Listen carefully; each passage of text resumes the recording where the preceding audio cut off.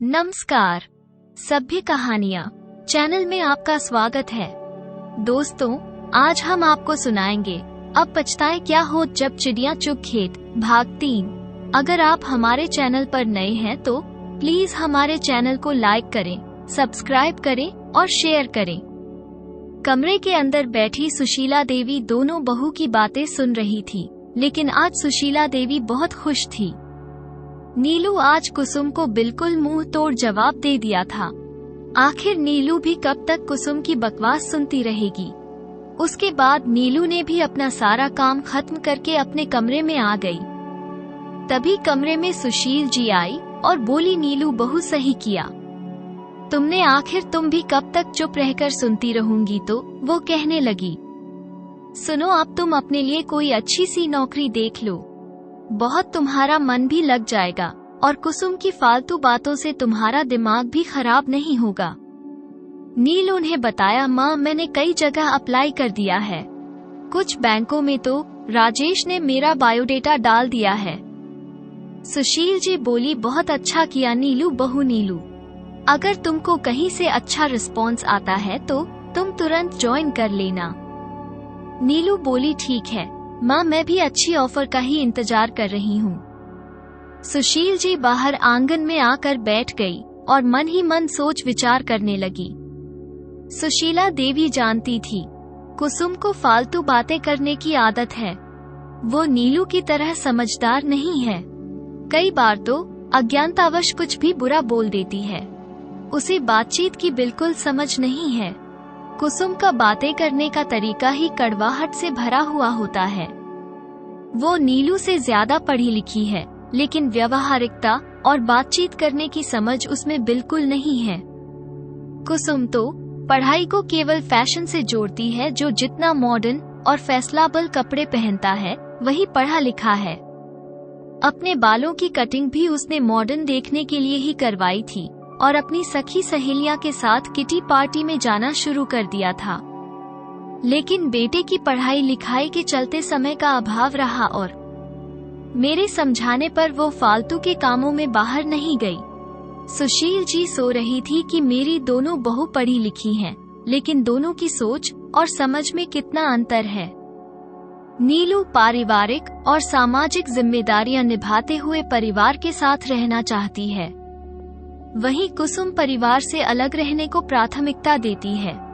Modern आधुनिक कपड़े पहनना और बाहर घूमना फिरना ही उसके लिए उन्नति की निशानी है। दोनों बहू के विचारों में कितना अंतर है। तभी नीलू मम्मी जी के लिए चाय बनाकर ले आई। नीलू का कमरे में अकेले मन नहीं लग रहा था। वो दोबारा आंगन में माँ के पास आकर बैठ गई। तभी फोन की घंटी बजाती हुई सुनाई दी। सुशील जी देव जो फोन की आवाज सुनकर फोन उठाने के लिए उठने लगे।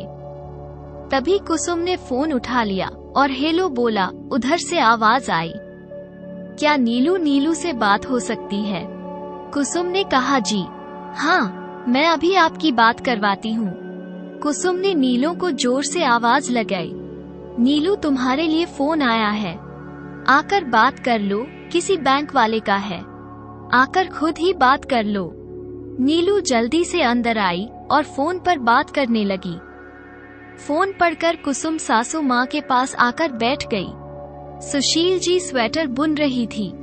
उन्हें स्वेटर बुनते देखकर कुसुम बोली, माँ अब तो एक से एक डिजाइन के सस्ते स्वेटर भी मार्केट में मिल जाते हैं, आप क्यों अपनी आंखें खराब करती रहती हो? और मम्मी जी, अब हाथ से बने स्वेटर का फैशन भी तो नहीं रहा, अब सभी लोग रेडीमेड स्वेटर पहनना पसंद करते हैं। रेडीमेड स्वेटर तरह तरह के डिजाइन की मिल जाती हैं।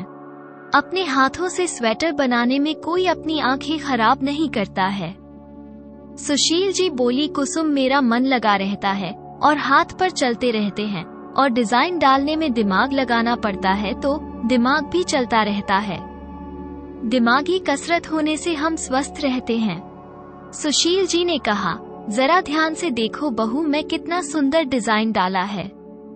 इस डिजाइन को बनाने में थोड़ा बहुत मैथमेटिक्स भी लगता है और स्वेटर बनाना मुझे पसंद है और अपनी पसंद का काम हमें जरूर करना चाहिए।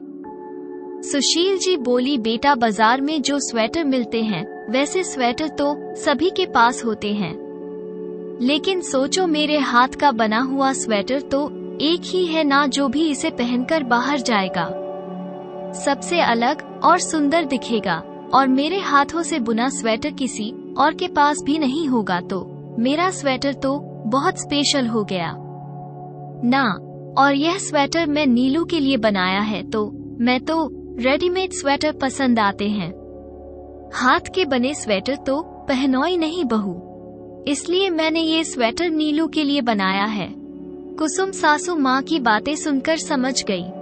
सासू माँ का मूड अच्छा नहीं है। कुसुम बात गाने लगी और वहाँ से उठकर चल पड़ी। जाते जाते बोल गई, भले ही हम रेडीमेड स्वेटर पहना है, लेकिन हमारे लिए भी बना देना माँ जी, हमें भी आपके स्वस्थ स्पेशल स्वेटर पहनने का सौभाग्य प्राप्त हो जाएगा।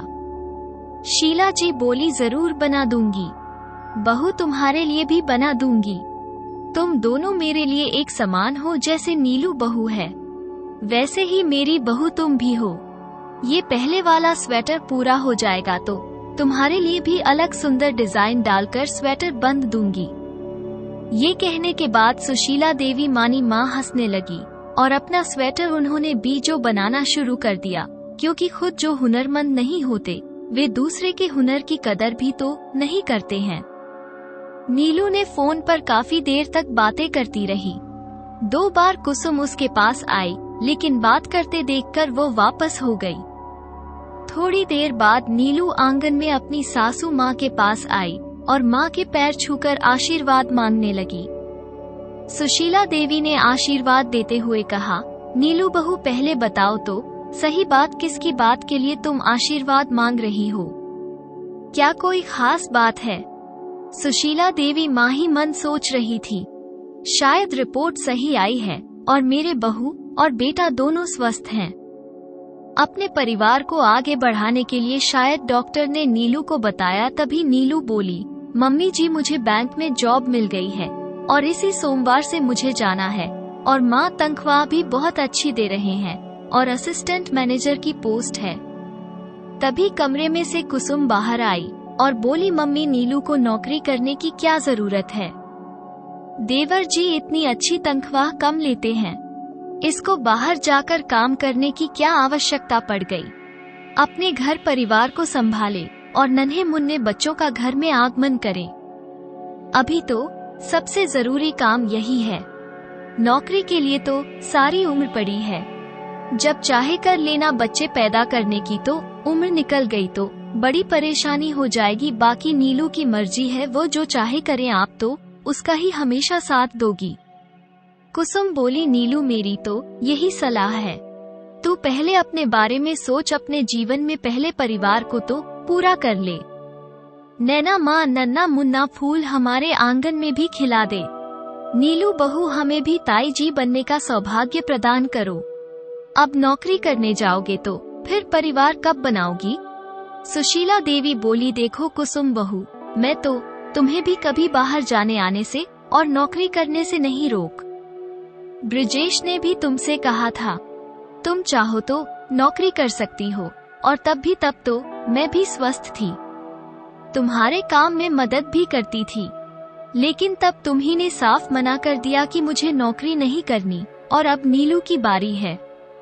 अगर नीलू नौकरी करना चाहती है तो उसे मैं मना नहीं करूंगी। यह उसका अपना फैसला है और उसका हक भी है, और मैं उसे इस फैसले में उसके साथ हूँ। सुशील जी बोली, कुसुम बहू दूसरी बात, हम पर कम पैसे कमाने के लिए नहीं किया जाता, कुछ काम अपनी खुशी के लिए भी किए जाते हैं, समाज में मान सम्मान बढ़ाने के लिए किए जाते हैं, पढ़ाई लिखाई का सदुपयोग करने के लिए किया जाता है। मैंने तुम्हें जितनी आजादी दी है उतनी आजादी की हकदार नीलू बहू भी है। कुसुम गुस्से में बोली, आप साफ साफ क्यों नहीं बोलते हो? माँ जी, घर का सारा काम मेरे हिस्से में आना है, क्योंकि मैं नौकरी नहीं की तो इसका मतलब ये है बिल्कुल नहीं की। सासू माँ, मैं घर में नौकरानी बनकर ही रहूंगी। कुसुम की कड़वी बातें सुनकर नीलू का मन खराब हो गया कि कुसुम भाभी इतनी कड़वी बातें क्यों करती रहती है। कुसुम बोली, देखो मम्मी जी, देवरानी जी को अगर नौकरी करना है तो शक से करें, मुझे कोई एतराज नहीं है, लेकिन सुबह का काम मैं करूँगी तो रात को जो नीलू शाम को आकर सारा काम करेगी तब मैं कुछ काम नहीं करूँगी। कुसुम बोली, देवरानी जी ने तो आते ही पहले भी बड़ी चालाकी से कॉलेज में एडमिशन ले लिया और बड़े मजे से 2 साल आराम से काट लिए। तब भी घर का सारा काम मेरे सिर पर आ गया था। बच्चों को लेकर आना छोड़ने जाना, उन्हें पढ़ना, मेरे पास भी बहुत सारे काम है। पहले तो कभी कभी नीलू बच्चों को पढ़ा देती थी, लेकिन अब नौकरी पर जाएगी तो बच्चों को तो मुझे ही पढ़ना पड़ेगा। कुसुम ने कहा, मम्मी जी वैसे भी देवरानी जी कॉलेज के समय सुबह की गई हुई दोपहर बाद ही आती थी, और अब तो बैंक की नौकरी है तो देवरानी जी तो सुबह 9 बजे निकलेगी और रात को 8 बजे वो वापस आएंगे। प्राइवेट बैंकों में तो कम पर जाने का समय निर्धारित होता है, लेकिन घर वापस लौटने का कोई समय तय नहीं होता। सासू माँ इसका तो सारा दिन बाहर ही निकल जाएगा और मैं घर पर कोलू का बैल बनकर काम करती रह जाऊंगी। कुसुम की बातों से सुशीला देवी को समझते देर नहीं लगी। वो तुमसे जो कुसुम के मन में ईर्ष्या जो नीलू के प्रति जन्म ले गई है, वो मन ही मन नील से ईर्ष्या कर रही है कि कुसुम नीलू को बाहर काम करने के लिए मना क्यों नहीं कर रहे हैं। कुसुम को यही चाह रही थी।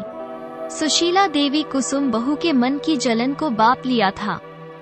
वो समझ गई, उन्हें ही कुछ समाधान निकालना होगा और उन्हें आने वाली हर परिस्थिति का सामना करने के लिए तैयार रहना चाहिए। तो शीला जी सोचने लगी, कुसुम बहू नीलू को इतनी आसानी से काम नहीं करने देगी, कोई ना कोई अड़चन लगा कर रखेगी। सुशील जी सोचने लगी, कोई ऐसा समाधान निकालना होगा कि दोनों बहू को कोई परेशानी नहीं हो और किसी एक पर काम का बोझ ज्यादा भी ना हो। आखिर सारे परिवार की सुख शांति का ध्यान रखना उनका ही कर्तव्य है।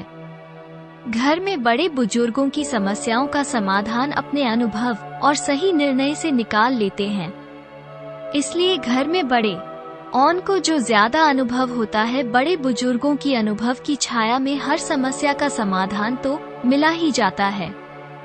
अब सुशील जी वहीं बैठ गई और थोड़ी देर चुप रही और सोच विचार अपने मन ही मन करने लगी कि कैसे इस समस्या का समाधान निकाला जाए।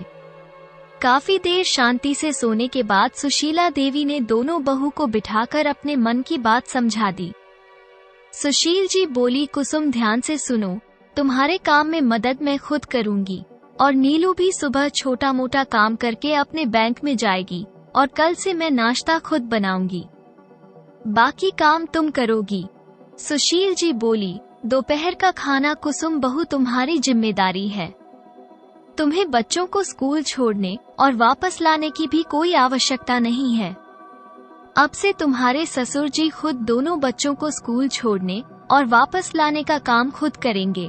और सुशील जी ने नीलू से कहा, नीलू बहू तुम भी शाम को बैंक से आने के बाद रात का खाना बनाना तुम्हारी जिम्मेदारी है। कुसुम रात का खाना नीलू खुद आकर बनाएगी। सुशील जी बोली, कुसुम बहू उसे समय तुम दोनों बच्चों को आराम से पढ़ने बैठ जाना और बच्चों का स्कूल का सारा काम तुम्हें पूरा करना है, क्योंकि सुशील जी जानती थी शाम के जो समय कुसुम बहू अपना सारा समय टीवी देखने में ही खराब कर देती है, बच्चों पर बिल्कुल ध्यान नहीं देती है। इसलिए उन्होंने शाम का समय बच्चों को पढ़ने के लिए रख दिया ताकि उसका ध्यान बच्चों की तरफ लग जाए और कुसुम और दोनों बच्चों का समय टीवी देखने में बर्बाद ना हो। तभी सुशीला देवी ने दोपहर के काम की जिम्मेदारी कुसुम को सौंप दी। सुबह ही की जो खुद ले ली और रात की जिम्मेदारी नीलू को सौंप दी। सुशील जी बोली, अब बताओ कुसुम बहू, तुम्हें अभी भी नीलू के नौकरी करने से कोई परेशानी है क्या? सुशील जी बोली, तुम दोनों की सुविधा के लिए मैं बर्तन साफ करने वाली की व्यवस्था कर दूंगी। कुसुम बहू तुम पर काम का बोझ भी ज्यादा नहीं पड़ेगा और तुम्हें बच्चों के लिए अपने लिए पूरा समय मिलेगा। सुशील जी ने अपनी सूझबूझ से सारे कामों को पूरे परिवार में बांट दिया। सबके हिस्से में थोड़ा थोड़ा काम आ गया और किसी को कोई परेशानी नहीं हुई। कुसुम के पास अब बोलने के लिए कुछ नहीं बचा। कुसुम तिलमिलाकर रह गई, लेकिन बोली कुछ नहीं। गुस्से में मुंह बनाते हुए अपने कमरे में चली गई और अपने मायके में अपनी भाभी से बात करने लगी। कुसुम अपनी भाभी को चुपचाप धीरे धीरे घर की सारी बातें बता रही थी। फिर उसकी भाभी भी उसकी हाँ में हाँ मिल रही थी। कहने लगी, दीदी जमाना बड़ी तेजी से बदल रहा है। पहने ओढ़ने का तरीका, घूमने फिरने का तरीका, सब कुछ बदलता जा रहा है। इस समय तो वही इंसान समझदार है जो समय के साथ बदल जाए। और फिर दीदी, परिवर्तन तो जीवन का नियम है। एक न एक दिन सबको बदलना ही पड़ता है। कुसुम की भाभी ने उसे समझाया। सुनो दीदी, मैं तो यही कहती हूँ, तुम जीजाजी को दूसरी जगह जो ट्रांसफर के लिए अभी से बोलना शुरू कर दो। कहीं दूसरे शहर में जाओगे तो अपने हिसाब से अपनी जिंदगी जीना। सरकारी नौकरी में तो जब प्रमोशन मिलती है, साथ में नए नए शहर में रहने का मौका भी मिलता है। दीदी, आप तो चुपचाप जीजाजी को मनाना शुरू करो, बस बाकी आपको कुछ नहीं करना, सब कुछ अपने आप हो जाएगा। अगर जीजाजी का प्रमोशन होता है तो तबादला भी जरूर होगा, तो जीजाजी को नए शहर में जाना पड़ेगा और फिर आप भी तो साथ जाओगे, क्योंकि नए शहर में खाने पीने की व्यवस्था तो करनी पड़ती है। अकेले रहेंगे तो उन्हें परेशानी जरूर होगी, तो आपको तो साथ जाना ही पड़ेगा। बस आपकी तो मौज ही मौज है, आपको तो जरा सी भी परेशानी नहीं होगी और आप जल्दी यहाँ से चली जाओगे और आजादी से नए शहर में अपने अंदाज में रहना, जैसे आप हमेशा चाहती थी। दीदी, कुसुम की भाभी बोली, अपनी मर्जी से जीवन जीने का अलग ही मजा है, जो चाहे बना। नहीं माने तो होटल से खाने चले जाओ। कुसुम के मनोभावों को उसकी भाभी बहुत अच्छे से जानती थी, इसलिए हमेशा कुसुम के मन की बातें ही करती थी। उसे पता था कुसुम दीदी को क्या सुनना पसंद है। कुसुम की भाभी बोली, दीदी जो आप आए दिन अपनी किटी पार्टी कैंसिल करती रहती हो, वो भी नहीं करनी पड़ेगी। वहाँ तो आप अपने मर्जी से सारे काम करना, पार्टी में जाना और मजे से जिंदगी जीना। सही कहते हैं, गलत बातें इंसान जल्दी सिखाती है और अच्छी बातें सीखते हुए 100 बार सोचता है। कुसुम के मन में भाभी की बातों से अलग ही भाव पैदा हो गए थे।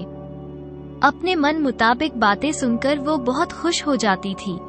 अपनी भाभी की बातों में आकर उसने धीरे धीरे खुद को बदलना भी शुरू कर दिया, अपने पति को समझाना भी शुरू कर दिया।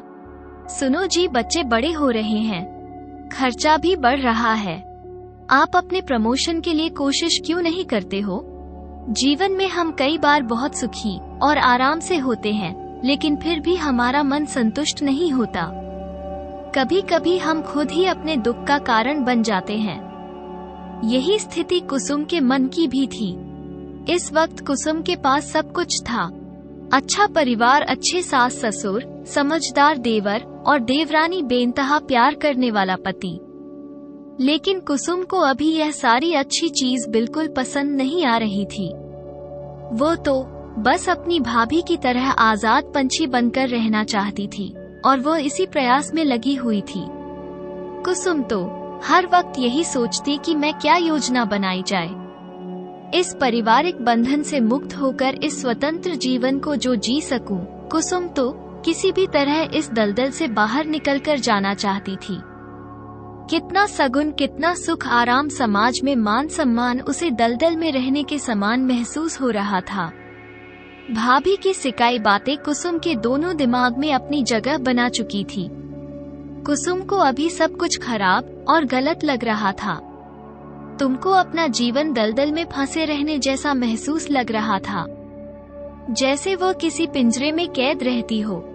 कुसुम की चाल बड़ी का सुशील को जरा भी अंदाजा नहीं था, क्योंकि नीलों के नौकरी पर जाने के बाद सुशीला देवी पर भी घर के काम का बोझ बढ़ गया था। सुबह का सभी का नाश्ता तैयार करना और लंच पर करके देना सुशीला देवी के लिए इस उम्र में आसान काम नहीं था, लेकिन सुशीला देवी अपने परिवार को एक सूत्र में बांधे रखने के लिए बड़े हिम्मत से सारा काम कर रही थी। कुछ काम में नीलू मदद कर देती थी, लेकिन फिर भी काफी काम बाकी रह जाता था। कुसुम अपने काम को उतना ही करती थी जितना उसका मन करता था, बाकी काम वह कभी कभी छोड़ भी देती थी। लेकिन सारे काम का बंटवारा सुशीला देवी ने खुद किया था तो वो कुसुम को कुछ कह भी नहीं सकती थी। नील और सुशीला देवी ने फिर भी आपसी तालमेल के साथ सभी कामों को संभाल लिया था। कुसुम परिवार में रहकर अपनी चालबाजियां चल रही थी। सुशीला देवी जी घर के कामों में बहुत ज्यादा व्यस्त रहने लगी। वो नहीं चाहती थी एक काम को लेकर घर में किसी भी तरह का क्लेश हो, इसलिए जितना कम दोनों बहुएं कर देती। दोनों के कामों में सुशीला देवी थोड़ी बहुत मदद करती रहती थी। नीलू को नौकरी मिलने से उसका आत्मविश्वास बढ़ गया था। उसके व्यक्तित्व में निखार आ गया था। नीलू की बातचीत का तरीका धीरे धीरे बदलने लगा था। वो दिन प्रतिदिन वह और समझदार बनती जा रही थी। अपनी सासू माँ की प्रिया बहू की उपाधि उसे कुसुम भाभी ने पहले ही दे दी थी। नील की दिनचर्या अब उसकी बहुत व्यस्त हो गई थी, लेकिन उसकी सासू माँ उसे नौकरी पर जाते देखकर बहुत खुश होती थी। लेकिन क्योंकि नीला नौकरी के साथ साथ घर की जिम्मेदारियां भी बहुत अच्छे से निभा रही थी, सुशीला देवी तो यही सोचकर बहुत खुश थी कि उनकी बहू को अब बच्चे को लेकर टेंशन नहीं है। अगर लोग घर पर रहती तो आसपास की महिलाएं रोज पूछ कर उसका दिमाग खराब कर देती थी और कुसुम तो उसे दिन में 10 बार ताना मार ही देती थी। नीलू और राजेश दोनों ही अपने कामों में व्यस्त हो गए थे। घर परिवार के खर्चों में उनकी भागीदारी बढ़ गई थी। दोनों ही अपनी तनख्वाह माँ के हाथों में रख देते थे और माँ के हाथों से अपने लिए खर्च के पैसे लेकर बहुत खुश होते थे। नीलू ने भी अपनी तनख्वाह का हिसाब माँ को ही सौंप दिया। जब भी पैसे की जरूरत होती तो अपनी सासू माँ से मांग लेती थी। इस बात पर भी कुसुम खुश नहीं होती थी। कई बार नीलू को बोल देती थी, देवरानी जी पता नहीं तुम बैंक में पैसे कैसे संभालती हो, जो 4 पैसे कमाती हो वो तो तुमसे खुद संभालते नहीं। उसकी जिम्मेदारी तो तुमने सासू माँ को सौंप दी है। ऐसे पैसे कमाने का क्या फायदा जो अपने खर्च के लिए भी दूसरों के आगे हाथ फैलाना पड़े। नीलू जैसे ही जवाब देने को हुई, सासू माँ ने उसे सारे से रोक दिया। बिना बोले वो अपने कमरे में चली गई। राजेश को जब उसने यह बात बताई तो राजेश ने हंसते हुए बोला, मेरी भाभी बोल तो सही रही है। कुसुम भाभी की बात बिल्कुल सही है। तुम बैंक में कितने रुपयों को कैसे संभालती होगी। राजेश जोर जोर से हंसने लगा था। राजेश बोल, नीलू मैं भी सोच रहा था कितनी सारे रुपए तुम कैसे संभालती होगी। इस पर नीलू पूरी तरह जल भुन गई और गुस्से में पलंग पर लेट गई और रोने लगी। राजेश को लगा अब मामला थोड़ा गंभीर हो गया है। वो नीलू के पास गया और पलंग पर बैठकर नीलू का सर गोदी में रख लिया और उसकी आंखों के आंसुओं को पहुंचने लगा। अब तो नीलू और भी भावुक होकर रोने लगी। राजेश ने उसे चुप कराया और बोला, यार मैं तो मजाक कर रहा था कि शायद मेरी बात सुनकर तुम हंसते गोगी। मुझे नहीं पता था कि तुम भाभी की बात पर इतना जो दुखी हो जाओगी। तुम्हें भाभी की बात इतनी बुरी लगी है। राजेश ने नीलू को समझा बूझकर मान लिया था और मैं वादा किया आज वो उसे उसके घर मिलवाने लेकर जाएगा। बहुत दिनों से नीलू अपने पीहर नहीं गई थी, तो चलो आज तुम्हारे मम्मी पापा से मिलने चलते हैं। ये सुनकर नीलू खुश हो गई। लड़कियों का स्वभाव ऐसा ही होता है। पीर का नाम सुनते ही वो अपना दुख भूल जाती हैं और फिर सबसे मिलने की खुशी में वो मगन हो जाती हैं। राजेश बोला, मेरे दोनों प्यारे साले साहब के हालचाल पूछ कर आते हैं। उन दोनों भाइयों ने फिर कोई नई हरकत तो नहीं की है और दोनों में कितना सुधार हुआ है ये भी पता चल जाएगा। नीलू ने कहा कि हाँ, मैं माँ को फोन कर देता हूँ कि हम दोनों आ रहे हैं। राजेश ने मना कर दिया कि नहीं, पता लगते हैं कि वो दोनों सच में सुधार रहे हैं, सुधारने का नाटक कर रहे हैं। राजेश ने कहा तो नीलू बोली, नीलू वैसे भी तुम जब नौकरी पर जाने लगी हो तब से तुम्हारा ध्यान परिवार से हट गया है और दोनों भाइयों की जो अब खुली छूट मिल गई है। तुम्हें पता है भी है कि दोनों पापा से डरते जरूर हैं, लेकिन पापा उन्हें समझाने की बजाय उनकी पिटाई कर देते हैं और इसी डर के कारण तुम्हारी मम्मी और बहाने पापा को उनकी गलतियों की खबर तक नहीं लगने देती। यह उनकी सबसे बड़ी गलती है। नीलू ने कहा, सच में आप बिल्कुल सही कह रहे हैं। पता नहीं क्यों उन्हें खुद ही वे बिगाड़ रही हैं। माँ सोचती है एक कि वो पिता की मार से बचा रही है, लेकिन वो भूल जाती है कि मार से बचने के चक्कर में जो मन उनका भविष्य खराब कर रही है। बच्चों का मन तो कच्चा होता है, चिकनी मिट्टी के जैसे होता है। सही गलत का पता होने नहीं होता। जिद्दी स्वभाव के तो जो बच्चों का होता ही है, उन्हें समझना पड़ता है। थोड़ी सी लापरवाही उनका भविष्य खराब कर सकती है। राजेश बोल, नीलू तुम बिल्कुल सही कह रही हो। अगर तुम्हारी मम्मी सारी बात तुम्हारे पापा को बता दे तो शायद वे दोनों सुधर जाएं, लेकिन चलो घर जाकर बात करते हैं।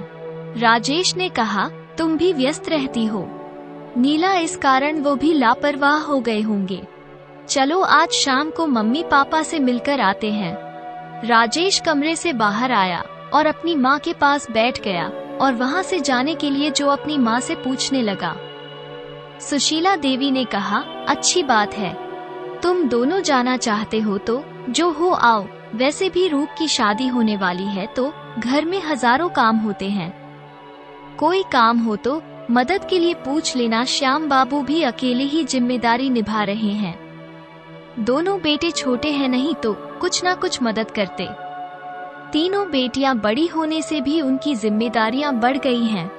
समझी जी को 2 अधिकतर काम अकेले ही करने पड़ते हैं। सुशील जी बोली तो पहले नीलू काफी मदद कर दिया करती थी संधी जी की, लेकिन जब से इसकी नौकरी लगी है तो ये भी व्यस्त हो गई है। इसलिए राजेश बेटा तुम जाओगे तो समझी जी से पूछ लेना। कोई काम है तो तुम्हें बता सकते हैं। नील और राजेश दोनों तैयार होकर चलेगा। बहुत दिनों बाद दोनों साथ में जा रहे थे। रास्ते में दोनों को साथ में काफी बातें करने का समय मिल गया।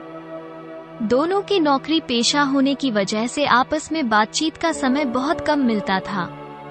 वैसे भी पारिवारिक माहौल में आप अपनी जो जिम्मेदारियां बढ़ जाती हैं और परिवार में परिवार के तौर तरीकों के साथ ही चलना पड़ता है।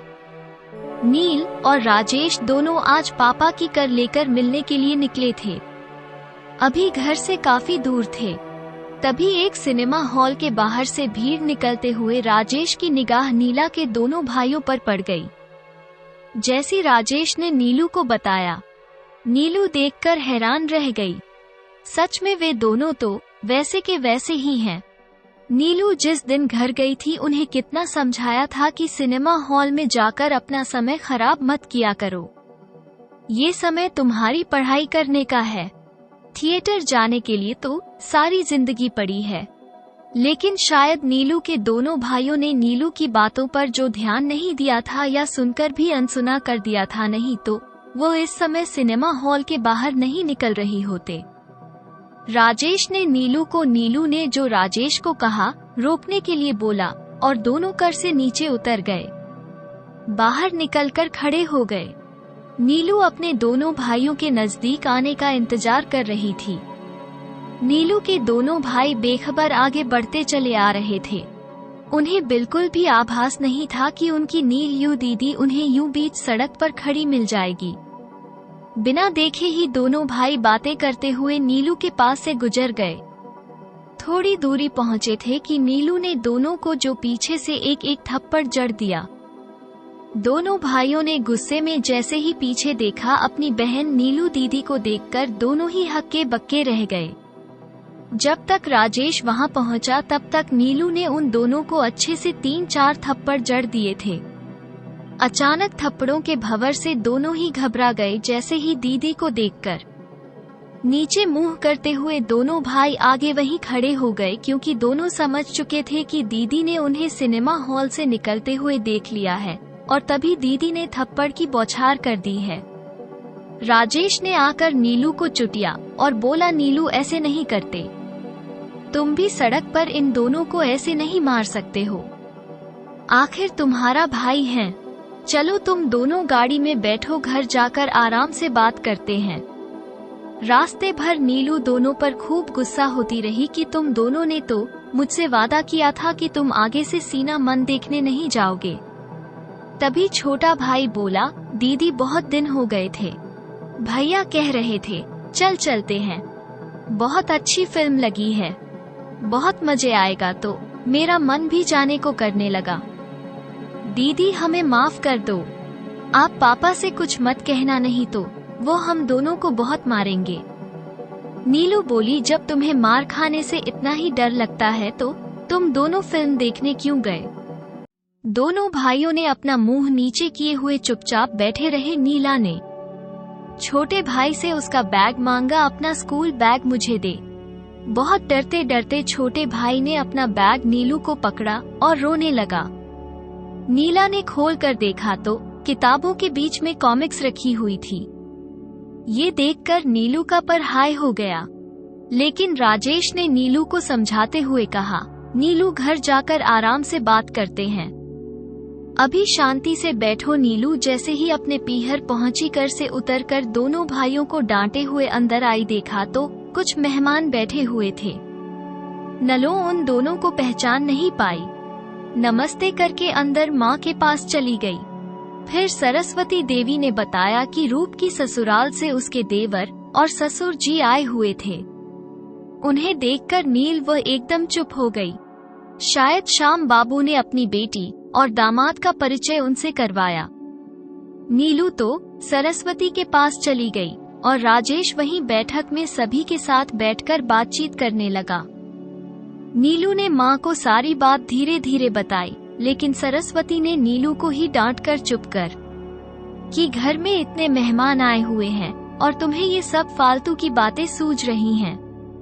पहले मेहमानों को जाने दे, फिर फालतू की बातें सुन लूंगी। अभी कुछ काम में मेरी थोड़ी मदद कर दे। रूप और देवी दोनों ही पीछे खड़ी नीलू दीदी की बात सुन चुकी थी। दोनों बहनें नीलू के पास आकर अपनी नीलू दीदी को उन्होंने नमस्ते कहा और इशारे से कहा, दीदी मत बोलो, मन को समझाने से कोई फायदा नहीं है। रूपा बोली, आप बहुत दिनों बाद आए हो दीदी, आप मेरे कमरे में चलो और जो कपड़े मैंने शादी के लिए खरीदे हैं प्लीज दीदी पहले आप देख लो। नीलू रूप के शादी के पहनने वाले कपड़े देखने रूपा के कमरे में चली गई।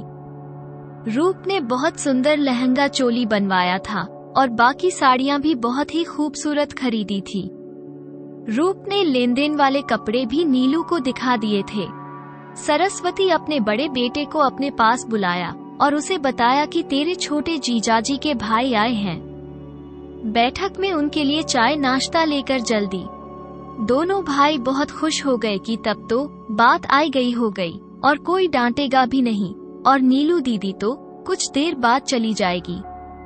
आज तो जान बच गई। सरस्वती देवी रसोई में खड़ी जल्दी जल्दी सारा काम कर रही थी ताकि रूपा की ससुराल वाले खुश होकर जाएं। श्याम बाबू बोल, राजेश घर परिवार में सभी कुशल मंगल से तो हैं? राजेश ने कहा, जी पापा जी सब कुशलता पूर्वक हैं। श्याम बाबू और राजेश आए हुए मेहमानों से बातचीत में व्यस्त थे।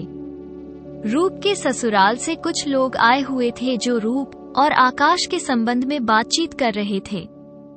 रूप के ससुराल से आए सदस्यों के सामने हरि ओम और किशन के बारे में बात करना राजेश को बिल्कुल सही नहीं लग रहा था, इसलिए राजेश चुप रह गया। उसने सोचा मेहमानों के जाने के बाद ही वो अपने ससुर से इस बारे में बात करेगा और दोनों बच्चों को समझ कर जाएगा। वो इस तरह की हरकत दोबारा ना करें। अगर उसने उन्हें दोबारा सिनेमा हॉल के आसपास भी देखा तो उनके लिए अच्छा नहीं होगा। सरस्वती ने मेहमानों के लिए खाना भी तैयार कर दिया था।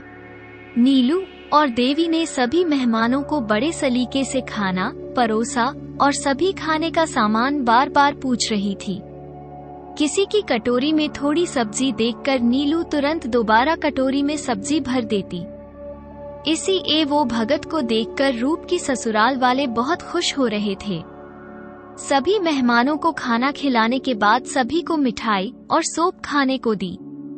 उसके बाद सरस्वती और नीलू की बहनों ने साथ में बैठकर खाना खाया। नीलू मन में सोचने लगी, वो माँ को आज की घटना के बारे में बताए या नहीं बताए। घर आए मेहमानों के सामने बात करते हुए उसे भी झिझक हो रही थी, इसलिए नीला ने कुछ नहीं बताया। नीलू ने सोचा फिर किसी दिन मम्मी को अपने दोनों भाइयों की करतूत के बारे में बता देगी। आज तो वैसे भी दोनों डर कर बैठे हुए हैं, क्या पता मेरी आज की दात का दोनों पर कुछ असर हो जाए। नीलू यही सोचकर चुप रही, क्योंकि वो समझ चुकी थी मेहमानों के सामने माँ कोई नया बखेड़ा सुनने वाली नहीं है। इसलिए नीलू ने शांत रहना सही समझा, क्योंकि पारिवारिक बातें अगर परिवार के बाहर जाती है तो बदनामी का कारण बन जाती है। इसलिए घर की बातों को घर में ही सुलझाया जाता है। नीलू के छोटे भाई हरी और किशन दोनों बहुत खुश हो रहे थे कि आज वो दोनों बच गए। अगर घर में मेहमान नहीं होते तो नीलू दीदी पापा से सारी बात बताती और फिर पापा फिर उनकी जमकर पिटाई करते। दोनों मनी मन खुश हो रहे थे। आज तो बाल बच्चे सरस्वती जी ने खाना खाने के बाद बढ़िया से चाय तैयार की और रूपा को भेजो कि सभी को चाय देकर आओ। रूप सभी के लिए चाय लेकर बैठक में गई और नीलू नमकीन और भुजिया और बिस्किट लेकर मेहमानों के सामने रख दिए।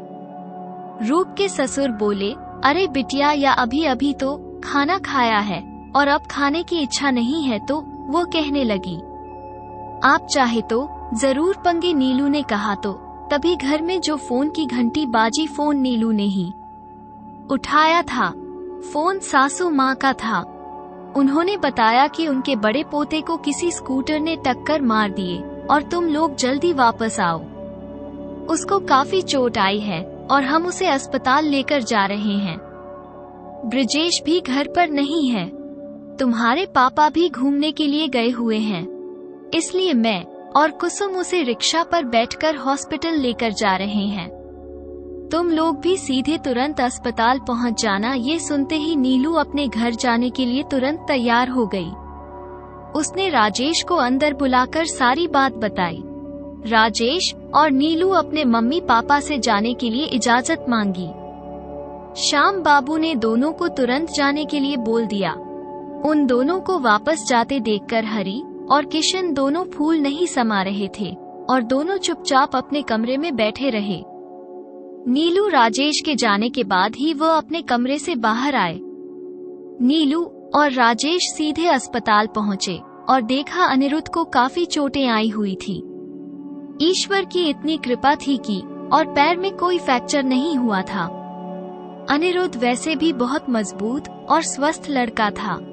वो खुद अपना बहुत ध्यान रखता था। रोज रंगन करना, एक्सरसाइज करना उसकी दिनचर्या का हिस्सा था। लेकिन उसकी दादी और मम्मी थोड़ा सा खून बहता देखकर घबरा गई थी, इसलिए उसे अस्पताल लेकर पहुंच गई। डॉक्टर ने थोड़ी मलहम पट्टी करने के बाद उसे घर भेज दिया। नीलू राजेश के जाते ही हरी और किशन दोनों भाई आपस में बातें करने लगे।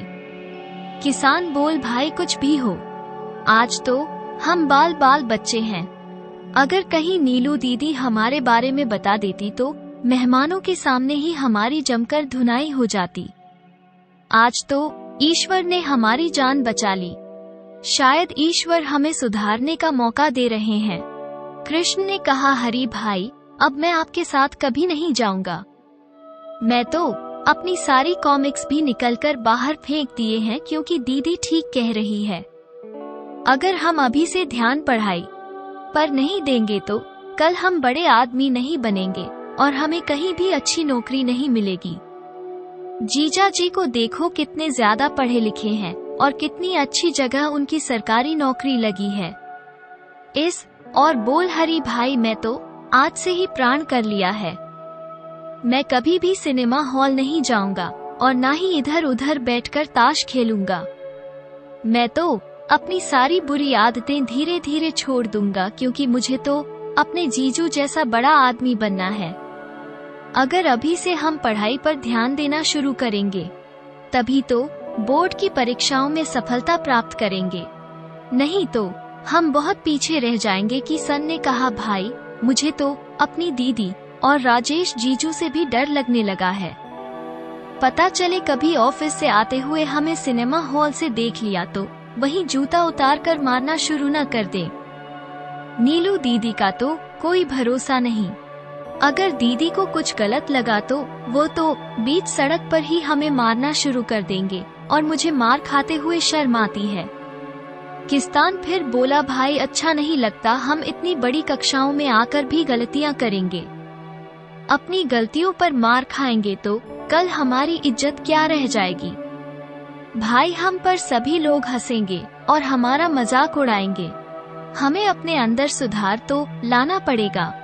भाई तुम्हें भी सुधारना है तो सुधारो, नहीं सुधरना है तो मत सुधरो। मैं तो भाई अब सुधर रहा हूँ और अपनी पढ़ाई पर ध्यान दूंगा। हरि बोल कृष्ण। सभी बड़े लोगों को बच्चों को मारकर बहुत खुशी मिलती है। वो बिल्कुल भी नहीं सोचते कि बीच सड़क पर बच्चों को अचानक थप्पड़ मुंह पर मार देना बच्चों के मन को कितना दुखी करता है, बच्चों को कितना बुरा लगता होगा। किशन बोला, लेकिन भाई गलती हमारी थी तो हमने थप्पड़ खाई, लेकिन मैं आगे ये गलती नहीं करना चाहता। भाई आप भी सारी बुरी आदतें छोड़ दो, हमारे अच्छे भविष्य के लिए यही ठीक रहेगा। देखो मैं आपसे छोटा हूँ, फिर भी मुझे नीलू दीदी की सारी बात समझ में आ गई है।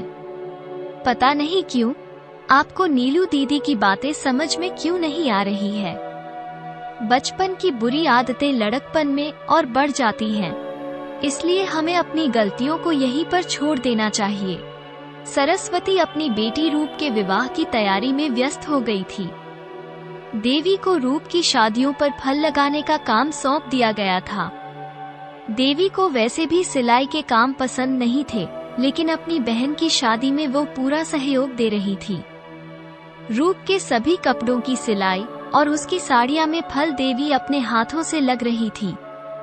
रूप के जितने भी सलवार कुर्ते और दुपट्टे बनाए गए थे, उन सब पर देवी और रूप ने अपने हाथों से कढ़ाई की थी। लेकिन रूप का हाथ कढ़ाई में बहुत अच्छा था। रूप अपने हाथों से कढ़ाई करती तो उसे कपड़े में 4 चांद लगा देती। रूप ने अपनी बहुत सारी शादियों पर अपने हाथों से कढ़ाई की थी। रूप के हाथ में बहुत सफाई थी, इसलिए उसकी कलाई कढ़ाई जो दिखने में बहुत सुंदर लगती थी। उसकी कढ़ाई बहुत ही खूबसूरत थी और सूरत कढ़ाई की गई साड़ियां देखकर तो हर कोई हैरान रह जाता था। कुछ पर मशीनी कढ़ाई करी गई थी। सभी पोजीशन को दोनों बहनों ने मिलकर तैयार किया था। दोनों बहनें इतनी हुनरमंद थी कि विवाह के जितने भी जोड़े थे, उन दोनों ने मिलकर तैयार कर लिए थे। सरस्वती अपनी बेटियों की मेहनत और हुनर को देखकर हमेशा खुश होती रहती थी कि मैं अपनी बेटियों को योग्य बनाने में सफल रही। देवी ने अपनी बहन को बहुत सुंदर सुंदर साड़ियां अपने हाथों से तैयार करके दी थी। एक साड़ी पर उसने बहुत सुंदर कढ़ाई करके बनाई थी और एक साड़ी उसने अपने हाथों से पेंटिंग करके तैयार की थी, ताकि उसकी बहन अपनी ससुराल में जब भी वह साड़ियां पहने तब अपनी छोटी बहन को जरूर याद करें। रूप की शादी के लिए सिर्फ एक लहंगा बाहर से रेडीमेड आया था। बाकी जो सब पेटी में जाने वाले सामान में उन दोनों बहनों के हाथ से बने हुए बहुत सारी चीजों से भर दिया गया था। रूप के हाथ से बने हुए कई तरह के कुशन कवर थे। सोफे कवर भी देवी ने क्रोशिया करके अपने हाथों से बनाई थी। 6 पलंग की चादर खुद अपने हाथों से कढ़ाई करके तैयार की थी। अनगिनत सामान जो सजावट का था, दोनों बहनों ने गर्मियों की छुट्टियों से मिलकर तैयार किया था। वह सारा सामान भी रूप की पेटी में रख दिया गया। दोनों बहनों का हुनर उनके द्वारा बनाए हुए सामान में साफ नजर आता था। सरस्वती ने अपने तीनों बेटियों के घर का सारा काम खुद सिखाया था। तीनों बेटियों को सारा काम सिखाया। अपनी बेटियों को घर संभालना, अच्छा व्यवहार और अच्छे संस्कार रीति रिवाज को कैसे निभाना है। धर्म कर्म सीखने में पढ़ाई से भी ज्यादा ध्यान सरस्वती ने रखा था। बेटियों को बहुत ही गुणवान बनाया था। दोनों बहनें संस्कारी और पढ़ी लिखी थी। पाक कला में भी दोनों बहनें निपुण थी। सरस्वती ने दोनों को ये बात अच्छी तरह समझा दी थी। हर किसी को खाने का स्वाद याद रहता है। अगर खाना स्वादिष्ट बनाया जाए तो लोग हमेशा याद रखते हैं और आपको जो हमेशा तारीफ मिलती है। इसलिए इस सरस्वती ने अपनी दोनों बेटियों को घर के कामकाज पढ़ाई के साथ साथ जो सिखा दिए थे ताकि उन्हें अपनी गृहस्थी संभालना मुश्किल ना लगे। अपने घर को अच्छे तरीके से रखरखाव सरस्वती की सोच तो यही थी, लड़कियां कितना भी पढ़ जाए लेकिन घर का काम लड़कियों से बेहतर कोई नहीं संभाल सकता। एक नई ही अपने घर परिवार की जिम्मेदारी पूरी ईमानदारी से सम और समझदारी के साथ निभाती है। एक औरत ही अपने घर को स्वर्ग बना देती है। घर गृहस्थी में छोटे मोटे काम खुद करने से कई बार थोड़ी बहुत बचत हो जाती है। सरस्वती ने दोनों को सिलाई और कढ़ाई के साथ साथ स्वेटर बनाना, क्रोशिया चलाना सिखा दिया था। सरस्वती ने दोनों को सभी काम इसलिए सिखा दिए थे कि वो बाहर से कुछ भी रेडीमेड खरीदने में पैसा खराब ना करें। दर्जी के पास जाकर कपड़े सिलवाने में बहुत पैसे लगते हैं। अगर दोनों बहनें अपने घर में कुछ कपड़े खुद सिलाई कर लेती हैं तो घर गृहस्थी में थोड़ी मदद मिल जाएगी, कुछ पैसे की बचत भी होती रहेगी। पहले समय में माँ अपनी बेटियों को सर्वगुण संपन्न बनाने में ही लगी रहती थी। पढ़ाई लिखाई के साथ साथ कुछ ना कुछ हुनर सीखना जो उन्हें जरूर समझ जाती थी कि जरूर कुछ सीखना चाहिए। घर के कामों को तरीके से करना चाहिए, घर को सलीके से सजाकर रखना चाहिए। ये गुणवान बहू और बेटियों की पहचान होती है। सरस्वती की सोच कुछ हद तक सही भी थी। नीलू की शादी जल्दी करने के कारण नीला को ठीक से कुछ भी नहीं सिखा सकी थी और इसलिए नीलू को ससुराल में खाना बनाने में और घर के कामकाज करने में बहुत परेशानी हुई थी। धीरे धीरे वो सीख तो गई, लेकिन अगर उसकी शादी जल्दी ना की होती तो सरस्वती उसे सारे काम तो जरूर सिखाती और उसे अपने ससुराल में बिल्कुल भी परेशानी नहीं होती।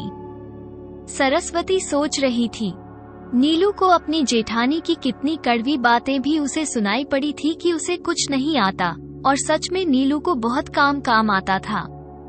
नीलू का सारा ध्यान तो पढ़ाई में लगा रहता था। सरस्वती उसे सिखाती तो कैसे सिखाती, उसे तो किताबों से ही फुर्सत नहीं मिलती थी। सरस्वती माँ में सोच रही थी, वो तो शुक्र है भगवान का कि उसकी सासू माँ सुशीला देवी बहुत अच्छी महिला है।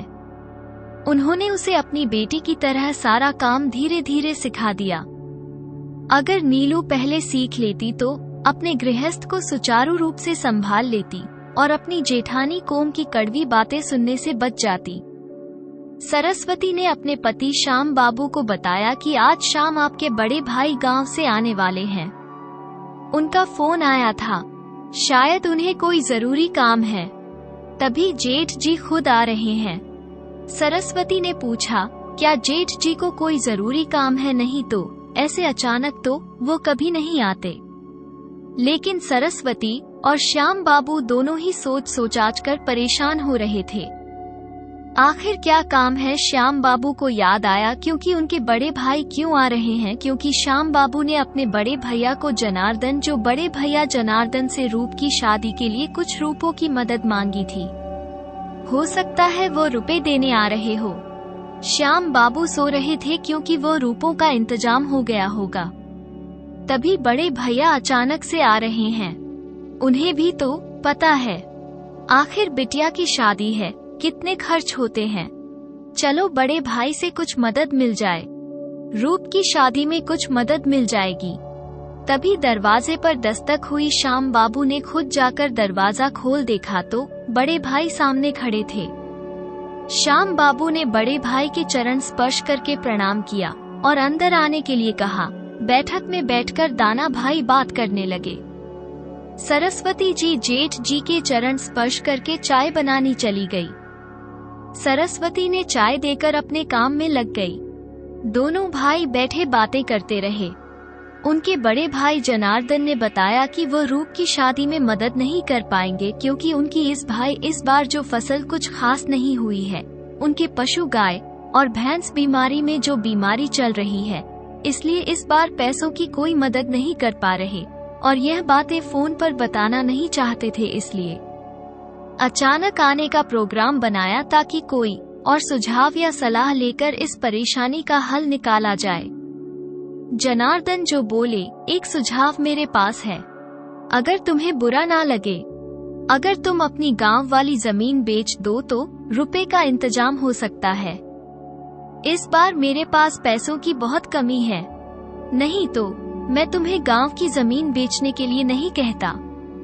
मेरा इस वक्त जो आर्थिक स्थिति थोड़ी खराब चल रही है, मनोज भी कोई काम धंधा नहीं कर रहा और पढ़ाई के नाम पर पैसे खराब कर रहा है।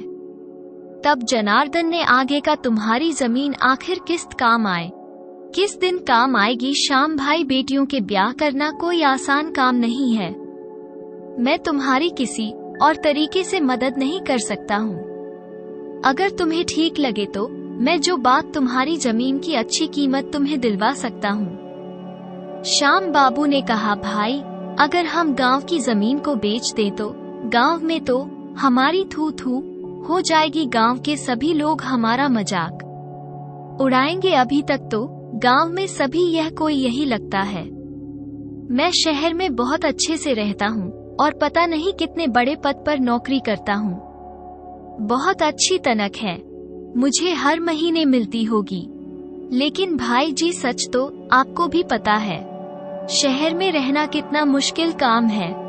शहर में सारी चीज माल की होती है, सब्जी, दूध, घर का किराया, बिजली का बिल, सब कुछ देने के बाद पैसे बचाना मुश्किल होता है और जो बचता है वो बच्चों की पढ़ाई में खर्च हो जाता है।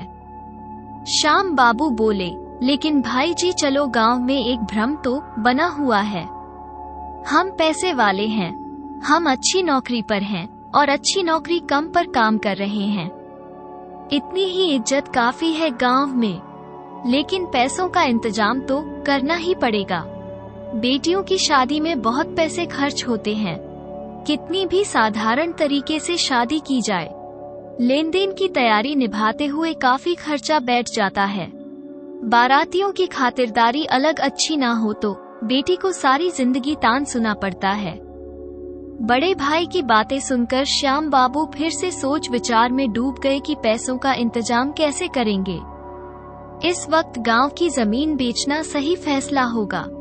उधर कुसुम ने धीरे धीरे अपने पति को समझ लिया। ब्रिजेश भी कुसुम की बातें समझ गया। अब वो अपने ऑफिस में अधिक से अधिक काम करने लगा। जब भी पदोन्नति के लिए कोई भी परीक्षा होती, वो सारी परीक्षाएं देने लगा। कम भी अब बहुत खुश थी। चलो, उसके पति ने कम से कम उसकी बात तो मनी। कुसुम की भाभी उसे सारी सलाह देती रहती थी। अपनी भाभी के सलाह मानकर ही कुसुम सारे काम करती थी। कुसुम के बच्चे बड़े हो रहे थे। अनिरुद्ध और अविनाश दोनों भाई पढ़ने में होशियार थे। सुशीला देवी उनकी पढ़ाई का पूरा ख्याल रखती थी। कुसुम तो आपने सिर्फ चालबाजी में लगी रहती थी, लेकिन सुशीला देवी अपने पोते अनिरुद्ध और अविनाश की पढ़ाई लिखाई का पूरा ध्यान देती। सुशीला देवी अपने दोनों पोतों को पढ़ाई के साथ साथ खेल कूद में और प्रतियोगिताओं में भाग लेने के लिए उत्साहित करती रहती थी। कुसुम बड़ी चालाकी से अपना सारा काम कर रही थी और उसकी योजना धीरे धीरे सफल हो रही थी। दोनों बच्चे भी बोर्ड के एग्जाम इसी साल खत्म हो जाने थे। बड़े बेटे की 12वीं के एग्जाम थे और छोटे की 10वीं की परीक्षा थी। कुसुम जानती थी, यहाँ से जाने का इससे सुंदर सुनहरा मौका उसे नहीं मिलेगा। बेटा तो 12वीं के बाद इंजीनियरिंग की पढ़ाई के लिए दूर शहर जाएगा ही जाएगा। अगर छोटे बेटे का एडमिशन 11वीं कक्षा में हो गया तो 2 साल के बाद यहाँ से ही निकलना मुश्किल हो जाएगा। कुसुम ने बहुत ही सूझबूझ के साथ सारा काम कर रही थी। उसके दिमाग में सिर्फ एक ही बात घूम रही थी, उसे यहाँ से अलग आजादी में रहना, अपने माँ का खाना पहनना है और अपने हिसाब से अपनी जिंदगी को जीना है। कुसुम ने अपने पति ब्रिजेश को साफ शब्दों में कह दिया था कि अब उसका पद और तनख्वाह दोनों बढ़ाना जरूरी है। हमारा बड़ा बेटा कुछ समय बाद कॉलेज में जाएगा तो उसके खर्च बढ़ जाएंगे। तुम्हें तो पता है ब्रिजेश, आजकल कॉलेज की फीस कितनी बढ़ गई है, और अगर हमारा बेटा किसी अच्छे प्रतिष्ठित मसूर यूनिवर्सिटी से डिग्री करता है तो उसको आगे इसका फायदा मिलेगा। अच्छे कॉलेज से डिग्री करने पर नौकरी के अच्छे अवसर मिलते हैं। कुसुम बोली, दोनों बच्चों के खर्चे धीरे धीरे बढ़ रहे हैं। आगे हम इनकी डिग्रियां भी करनी है और शादी ब्याह के लिए भी पैसा जोड़ना है। तो कुसुम ने फिर आगे कहा, तो मेरी बात समझ रहे हो मैं क्या कह रही हूँ? ब्रजेश ने कहा, मैं तुम्हारी सारी बातें समझ रहा हूँ कुसुम, मैं पूरी कोशिश कर रहा हूँ मेरा प्रमोशन हो जाए और मेरी तनख्वाह भी बढ़ जाए। और वैसे भी जिस तरह से महंगाई बढ़ रही है, हमें आने वाले समय में ज्यादा पैसों की आवश्यकता होगी। तुम बिल्कुल सही कह रही हो। कम सिर्फ घर में रहने से सुख के चक्कर में मैं बहुत सारे उन्नति के अवसर छोड़ दिए, लेकिन अब नहीं, अब अपनी पदोन्नति के लिए अवसर जरूर मैं प्रयास करूंगा ताकि मुझे अवसर मिले। यदि मेरी जो प्रमोशन के लिए मुझे दूसरा शहर भी जाना पड़ा तो मैं स्वीकार करूंगा। यह सुनकर तो कुसुम बहुत खुश हो गई और मन ही मन सोचने लगी, अब जाकर मेरी बात समझ में आई है। कुसुम ने राहत भरी लंबी सांस ली और अब उसे विश्वास हो गया कि ब्रजेश अपनी पदोन्नति के लिए कोई भी अवसर हाथ से नहीं जाने देगा। उधर नीलू के घर में रूप के विवाह की तैयारी शुरू हो गई थी। नीलू को कुछ दिन के लिए अपनी माँ सरस्वती ने आने के लिए बोला था और उसकी सासू माँ ने भी फोन किया था कि नीलू को कुछ दिनों के लिए प्यार रहने भेज दो, लेकिन नील को अपने बैंक से छुट्टी नहीं मिल रही थी, इसलिए उसने अपनी मंत्र सरस्वती को पीहर आने के लिए मना कर दिया। सरस्वती ने कहा, नीलू तुम जहाँ से ऑफिस जा सकती हो और शाम को दफ्तर से थोड़ा जल्दी निकाल लिया करना, दोनों काम हो जाएंगे। नीलू बोली, मम्मी पहली बात मेरा ऑफिस आपके घर से बहुत दूर पड़ता है और दूसरा मुझे रोज जल्दी आने का समय नहीं मिलेगा। ऑफिस आने और जाने का टाइम फिक्स होता है और सही समय पर ऑफिस पहुंचना होता है। माँ मुझे बैंक से छुट्टी तो नहीं मिल सकती, लेकिन शाम को मैं जरूर चक्कर लगा लिया करूँगी। कुछ काम तो मैं आपके शनिवार इतवार में भी पूरे करवा दूंगी। 2 दिन मेरी छुट्टी होती है और कुछ कामों में राजेश भी आपकी मदद करवा देंगे। मिलजुल कर सारा काम हो जाएगा। सरस्वती जी बोली, ठीक है बिटिया, तू शाम को आ जाया करना, जो थोड़ा बहुत कम होगा वो करवा देना। वैसे तो सारी तैयारियां हो चुकी है, तुम्हारी ताई जी भी गांव से आ गई है, थोड़ी बहुत मदद वो भी कर देगी। तुम्हारी शादी में मैं और तुम्हारी ताई जी ने ही हमारी कितनी मदद की थी, हम दोनों ने मिलकर सब संभाल लिया था। नीलू बोली, हाँ माँ सच में ही ताई जी ने तो रसोई में कितना कितना काम संभाल लिया था और विवाह संबंधी रीति रिवाज रस्मों को बहुत अच्छे से निभाया था। नीलू बोली, माँ आपको रुपए पैसे की आवश्यकता हो तो बता देना, मैं कुछ पैसे जोड़ रखे हैं। सरस्वती, नहीं बिटिया, लड़कियों से पैसे लेकर मैं नरक में नहीं जाऊंगी। ईश्वर ऐसा मौका मुझे कभी ना दे, मुझे अपनी बेटियों से उधार लेना पड़े। ईश्वर मेरी बेटियों को अपने ससुराल में सदा सुखी रखे। भगवान ने तेरी शादी में भी पैसों का इंतजाम कर दिया था, अब रूप की शादी में भी कराई ही देगा। सरस्वती बोली, नीलू सबका अपना अपना भाग्य होता है, रूपा के भाग्य में जो होगा वो उसे मिल जाएगा। लेकिन गांव की जमीन बेचने वाली बात सरस्वती ने नीलू से छिपा ली थी। सरस्वती बोली, बेटियों को तो देने का निक होता है, बेटे से पैसे नहीं लिया करते बहन, और बेटियों को देना चाहिए, हमारी तो यही परंपरा है। जीते जी मैं तो परंपरा नहीं बदलने वाली हूँ, और आने वाले समय में जो बदलाव होंगे मुझे उसमें कोई मतलब नहीं है। नीलू मैं जानती हूँ बेटा, अब जमाना धीरे धीरे बदल रहा है, लेकिन बेटी हमारे जो संस्कार हैं मैं उनमें ही विश्वास रखती हूँ। नीलू बोली, कोई बात नहीं मन, लेकिन मैं अपनी छोटी बहन को तो उपहार दे सकती हो कि उसको भी कुछ नहीं दे सकती। सरस्वती ने कहा, बिल्कुल तुम्हारी छोटी बहन है, तुम उसे जो चाहे देना, उसके लिए मैं तुम्हें कभी नहीं रोकूंगी। बहनों का अपना व्यवहार है, तुम दोनों बहनें आपस में एक दूसरे से लेन देन और आना जाना और व्यवहार कैसे रखते हो, ये तुम दोनों का निर्णय। नीलू बेटा, ये तो तुम दोनों बहनों का आपसी प्यार और व्यवहार है कि तुम बहाने अपने घर में एक दूसरे को बुलाओ, एक दूसरे के घर आओ जाओ और एक दूसरे से प्यार में रिश्ता निभा। मुझे उससे कई ऐतराज हो सकता है। आपस में एक दूसरे का व्यवहार बनाए रखने में तुम दोनों की ही भलाई है। मुझे तो बड़ी खुशी होगी कि मेरी दोनों बेटियां कितनी मिलजुल कर अपने रिश्ते निभा रही हैं। नीलू अब कुछ दिनों से रोज शाम को अपनी सासू माँ के साथ अपने पीहर चली जाती थी और रात को राजेश उन्हें वापस लेकर आता था।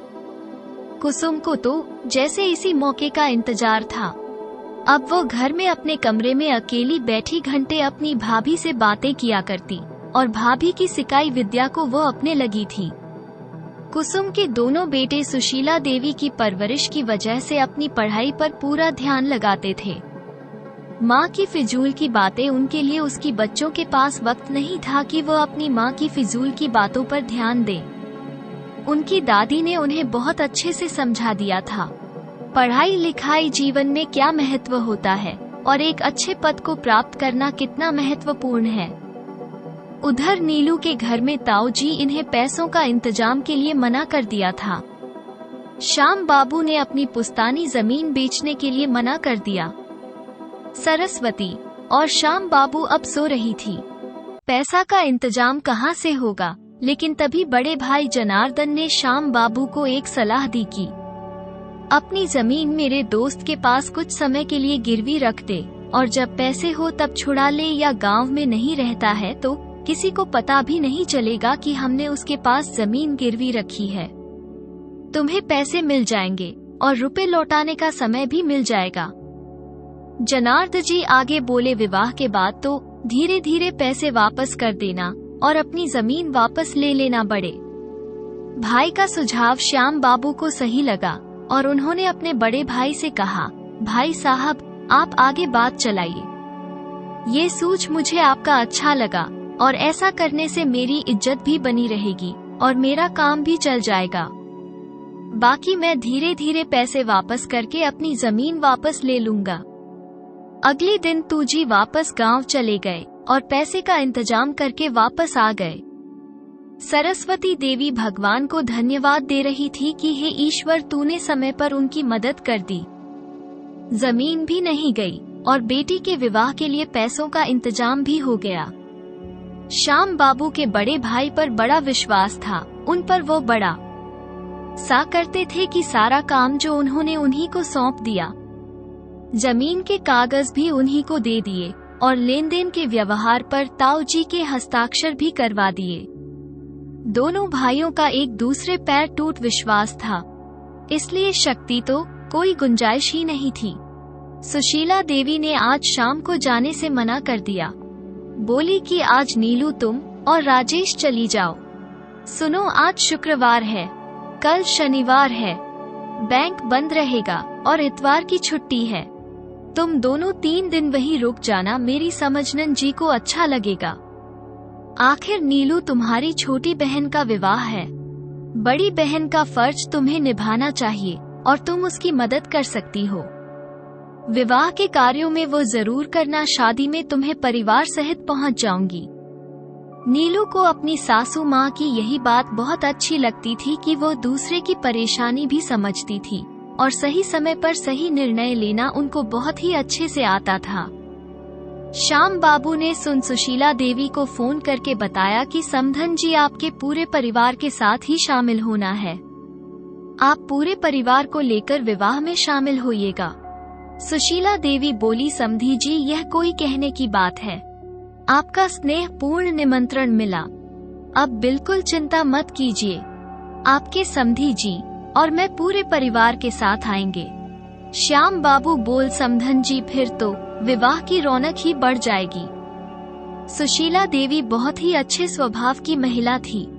वो अपने बहू नीलू को बेटे की तरह प्यार करती थी। प्यार तो वो अपनी बड़ी बहू कुसुम से भी बहुत करती थी, लेकिन कुसुम का कड़वा सच स्वभाव सुशीला देवी के मन को नहीं जीत पाया था। लेकिन नीलू का सरल स्वभाव सुशीला देवी के मन को भा गया था। शांत सौम्य व्यवहार और संस्कार सुशील जी के मन को मोह लेते थे। जबकि बड़ी बहू को आए वे कुछ कितने साल बीत गए थे।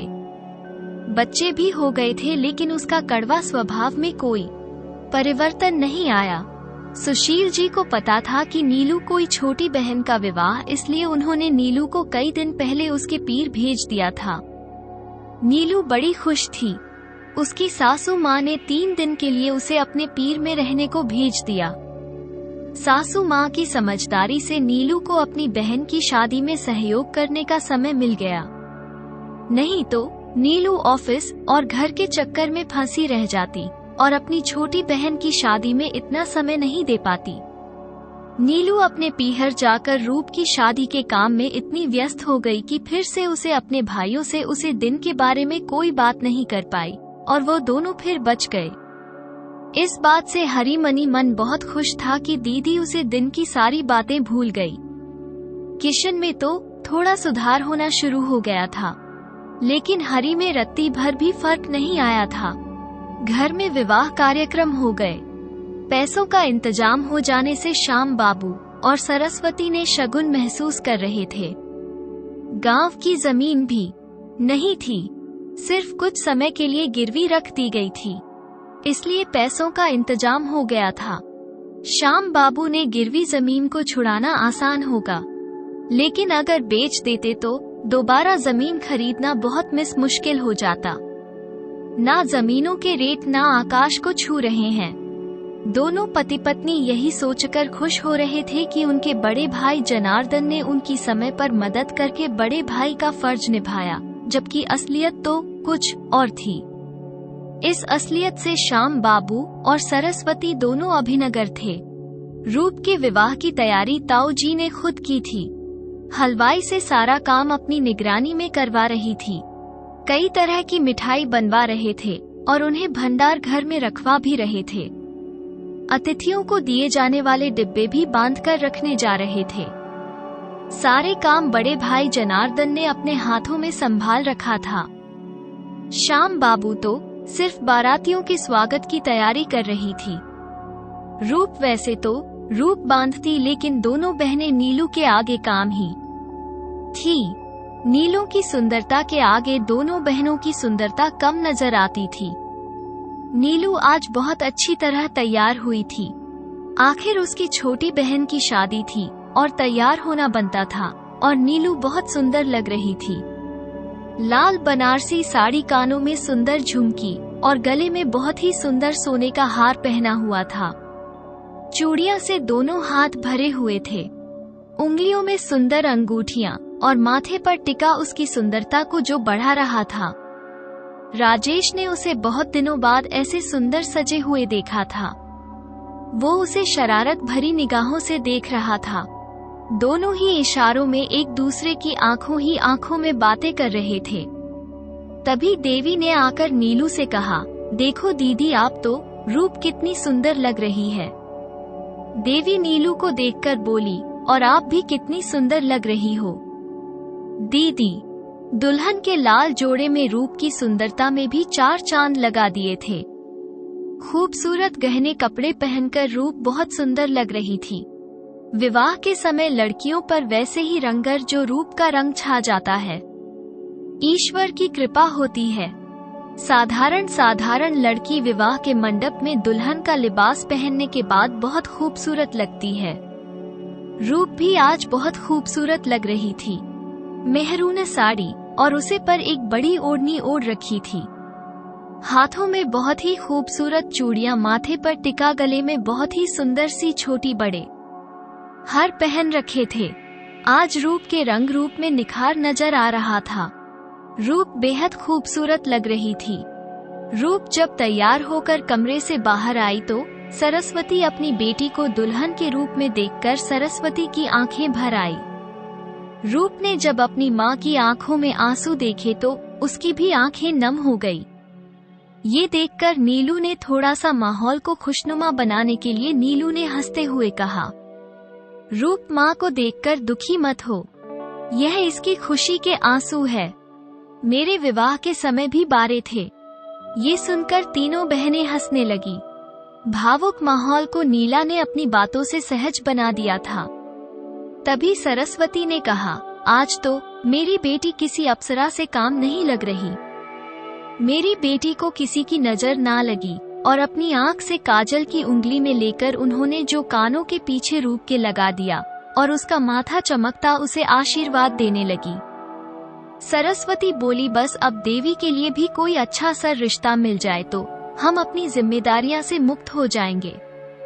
तभी नीलू ने हंसते हुए कहा, माँ मेरी शादी के बाद तो गंगा नहा लिए थे, अब रूप की शादी के बाद भी गंगा नहाना है। तो नीलू बोली, अभी थोड़े दिन रुक जाओ, जब देवी का विवाह हो जाए तो दोनों के नाम का एक ही बार गोता लगा लेना, नहीं तो गंगा जी भी परेशान हो जाएगी।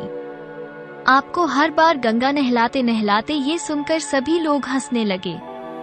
सरस्वती ने कहा, नीलू तू मेरा मजाक उड़ाती रहती है, जब खुद माँ बनेगी ना तब तुम्हें पता चलेगा कि बेटी की जिम्मेदारी क्या होती है।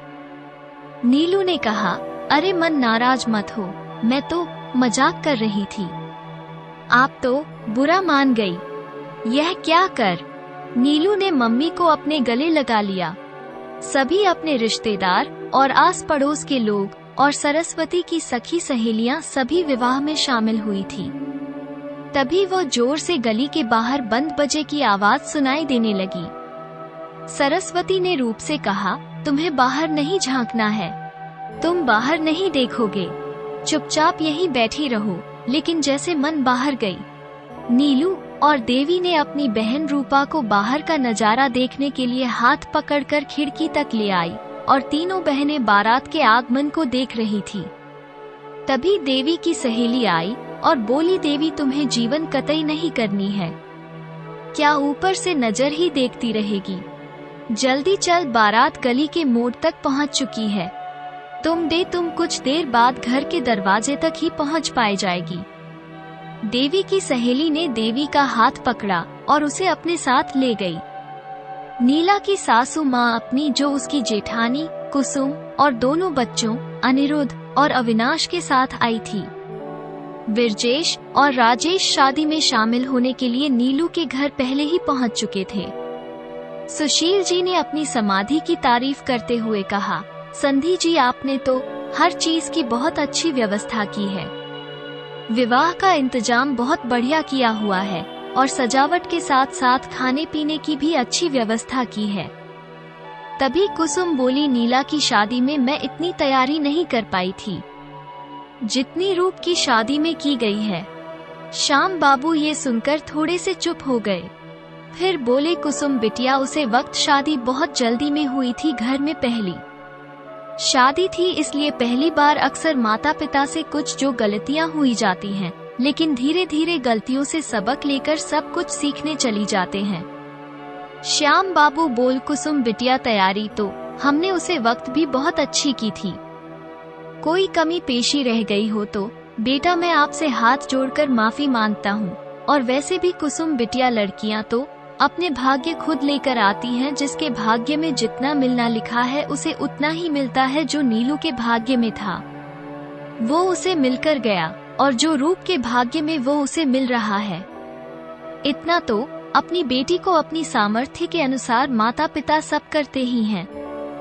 श्याम बाबू बोल, कुसुम बिटिया हम लक्ष्मी जैसी अपनी बेटियों का भला क्या देने की औकात रखते हैं, माता पिता क्या दे सकते हैं सिवाय आशीर्वाद के। बेटा बेटियां तो लक्ष्मी स्वरूप होती हैं, खुद धन धान्य की देवी हैं, उन्हें हम क्या दे सकते हैं। ये सुनकर कुसुम अपना शंभू लेकर शू होकर खाना खाने के लिए चल दी। लेकिन सुशीला देवी को कुसुम का इस तरह बोलना बिल्कुल भी अच्छा नहीं लग रहा था, लेकिन कर भी क्या सकते हैं, कुसुम का स्वभाव ही ऐसा था, वो हर चीज में नुक्स निकलते ही रहती थी, अपनी चिढ़ और ईर्ष्या को तुरंत जाहिर कर देती थी। आदत सुशीला देवी को उसकी यह बिल्कुल पसंद नहीं थी, लेकिन मैं कर भी तो क्या। आखिर कितनी बार कुसुम को समझे। श्याम बाबू के ऑफिस के सभी लोग विवाह के कार्य में उनकी बहुत मदद कर रहे थे। सारा काम समय पर धीरे धीरे होता चला जा रहा था। बारातियों का स्वागत भी बहुत अच्छा हुआ था, तो वो भी खुश थे। लड़के के परिवार से सभी लोग खातिरदारी देखकर पहले नहीं समा रहे थे। बारातियों के मुंह से अपनी तारीफ सुनकर श्याम बाबू भगवान को धन्यवाद दे रहे थे।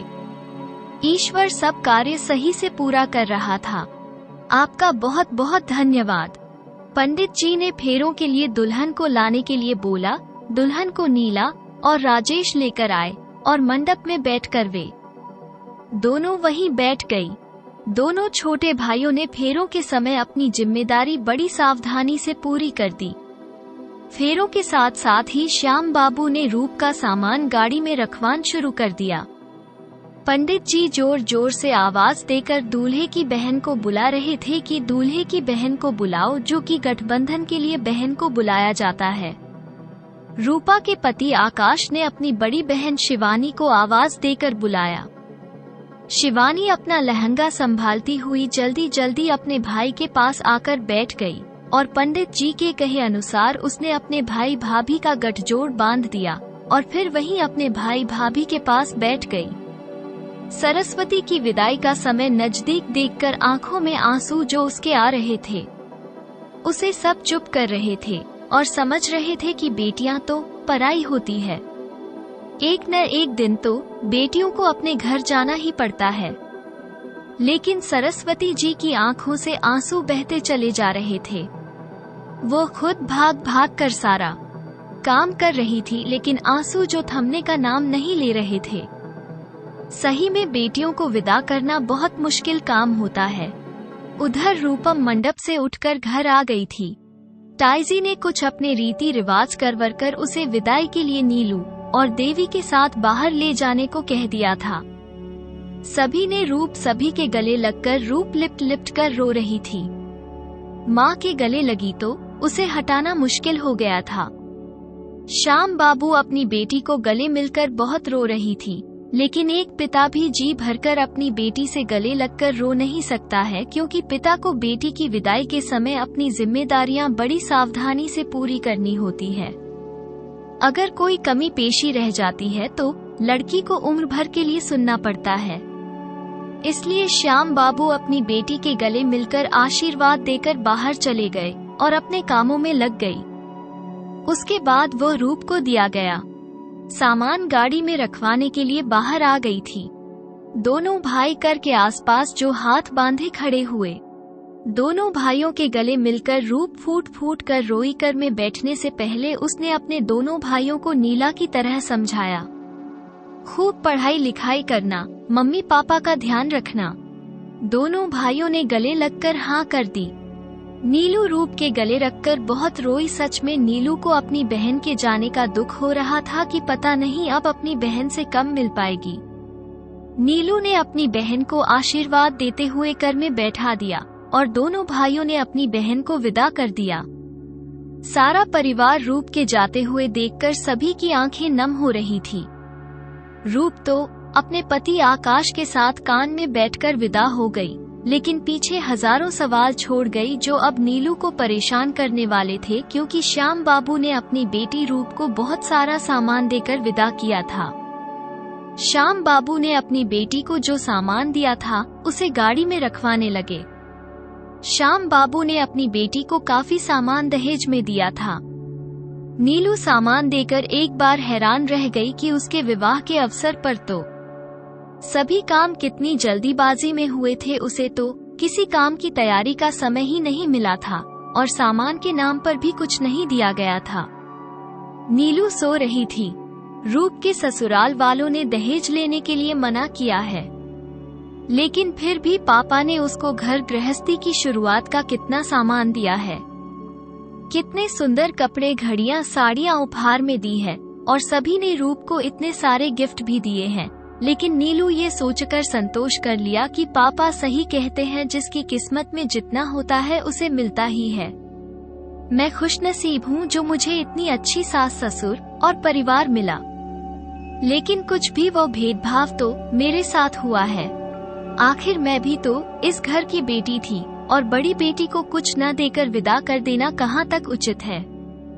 रूपा के पति को जो पापा ने घड़ी, अंगूठी, चैन और मोटरसाइकिल भी दी है, एक दामाद को इतना सब कुछ दे दिया और दूसरे दामाद को कम देना कहाँ तक उचित है।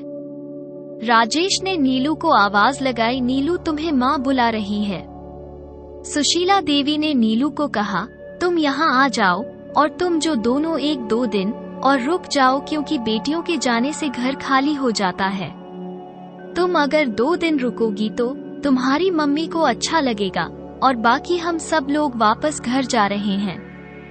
एक बार अपने मम्मी पापा को बुला दो नीला, उनसे मिलकर फिर हम विदा लेते हैं। तुम और राजेश 2 दिन के बाद आ जाने। नीलू बोली ठीक है मम्मी जी, ऐसा ही कर लेते हैं। मम्मी को भी काम में थोड़ी मदद मिल जाएगी। नीलू अपनी मम्मी पापा को बुलाकर ले आई और सभी बैठक में एक साथ बैठकर बातें कर रहे थे। ताऊ जी और ताई जी ने भी वहीं आकर जो उनके पास बैठ गए और उनकी बातों में शामिल हो गए।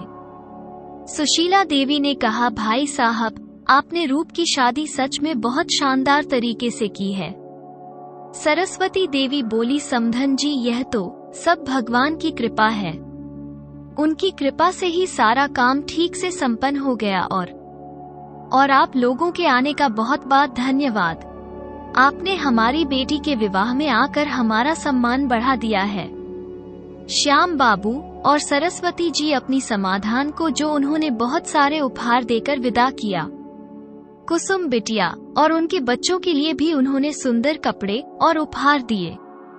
सुशीला देवी ने कहा, संदी जी, नीलू अभी 2 दिन बाद हमारे पास वापस आ जाएगी, लेकिन हमें जाने की अभी इजाजत दे दीजिए।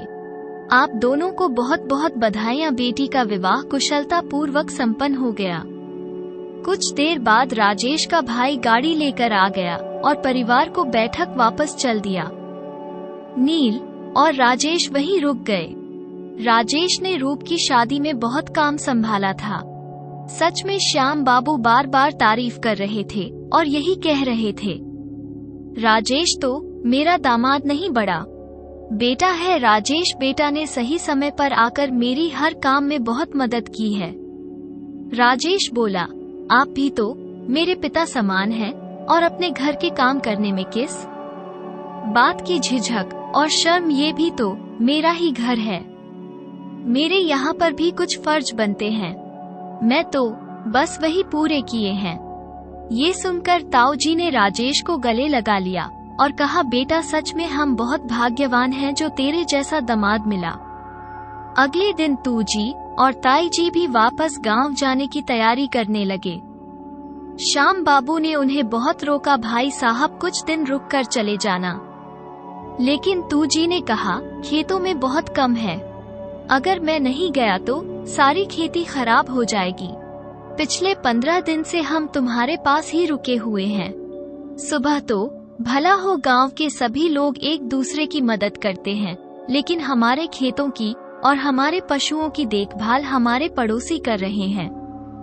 भाई आप हमें जाने की इजाजत दो, हमें भी अपना घर बार संभालना है और हम तो अपने गाय भैंस भी पड़ोसियों के भरोसे छोड़कर आए हुए हैं। श्याम बाबू ने मिठाइयाँ और खाली खाने पीने का जो काफी सामान पैक करके बड़े भाई को दे दिया। सरस्वती और श्याम बाबू ने बड़े भाई भाभी के पैर छूकर आशीर्वाद लिया। श्याम बाबू ने अपने बड़े भाई से कहा, भाई आपने सही समय पर पैसों का इंतजाम करके रूप की शादी में बहुत मदद की है। भैया भाभी आप दोनों के आने से रीति रिवाज को निभाना बहुत आसान हो जाता है। श्याम बाबू बोल, भाई मुझे तो बहुत खुशी होती है कि आपका आशीर्वाद से मेरी दोनों बेटियों का विवाह संपन्न हो गया। जनार्दन बाबू बोल, मैं क्या किया है भाई साहब, सब कुछ करने वाला तो ईश्वर है, वही सब कुछ करता है, हम तो सिर्फ माध्यम बनते हैं। ताऊ जी के जाने का वक्त हरी और किशन दोनों को पैसे दिए। ताऊ जी ने दोनों बच्चों ने ताऊ ताई जी के चरण छुए। श्याम बाबू ने दोनों बेटे से कहा, चलो ताऊ जी का सामान बाहर गाड़ी में रख दो। ताऊ जी बोल, भाई स्टेशन हम खुद चले जाएंगे, भाई तुम बाकी का काम संभालो, अभी घर में बहुत काम बाकी है और रूप भी पग फेरे के लिए आएगी, उसकी सारी व्यवस्था भी तुम्हें ही करनी है। राजेश ने कहा, ताऊ जी अभी नीलू और मैं 2 दिन यहीं रुके हुए हैं, आप निश्चिंत होकर जाएं, मैं खुद सारी व्यवस्था कर दूंगा। राजेश और नीलू ने बिताऊ जी और ताई जी के चरण छुए। ताई जी ने राज आशीर्वाद दिया। सदा सुखी रहो।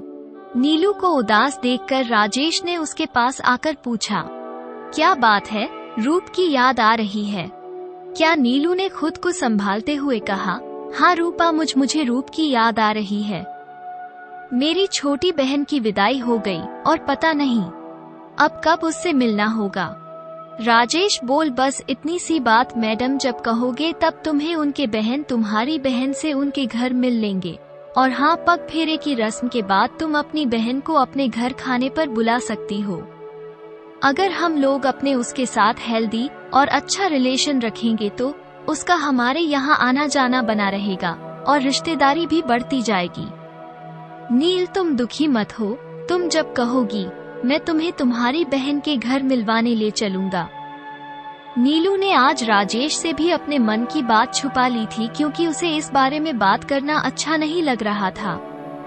राजेश की बातों ने उसे सच में सावधान कर दिया था कि अगर वह अपनी बहन से नफरत तो खुद बड़ी बहन होने के बाद छोटी बहन से मुकाबला बराबरी करेगी तो उसकी बहन के साथ उसके रिश्तेदारी खराब हो जाएगी, दोनों बहनों के संबंध भी खराब हो जाएंगे। नील उन्हें सोचा कि वो घर में सबसे बड़ी है और उसे सबका ध्यान रखना चाहिए।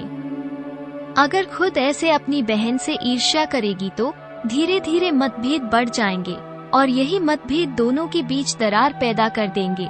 और क्या पता किस स्वभाव के व्यक्तियां आकाश से आज पहली बार ही तो मिली है। नील उन्हें अपने मन में सोचा कि वह माता पिता की गलती की सजा अपनी छोटी बहन को नहीं दे सकती। रूप मुझे कितना प्यार करती है, उसके लिए मैं कुछ गलत सोच रही हूँ। नहीं, यह मेरे लिए सही नहीं है। बड़ी बहन तो अपनी छोटी बहन की बहनों पर जान छिड़कती है, अपनी छोटी बहनों के दुख सुख की साथी बनती है। दहेज का मिले या ज्यादा क्या फर्क पड़ता है, इसने मुझे सब कुछ दिया है, मुझे अपनी बहन से ईर्ष्या नहीं करनी चाहिए। नील सोच रही थी, सभी कहते हैं बड़ी बहनें तो माँ के समान होती हैं, मुझे थोड़ा पान दिखाते हुए अपनी बहन का साथ देना चाहिए। नील उन्हें खुद को संभाला और आंसू पहुंचकर माँ के साथ काम करने लग गई। राजेश ने घर के सारे कामों में उसके पिता का हाथ बताने लगा हुआ था। उसे देखकर नीलू को बहुत संतोष हो रहा था। सच में मेरे पिता ने मेरे लिए इतना अच्छा वह खोज कर दे दिया जो मेरा हर हाल में साथ देने को तैयार रहता है।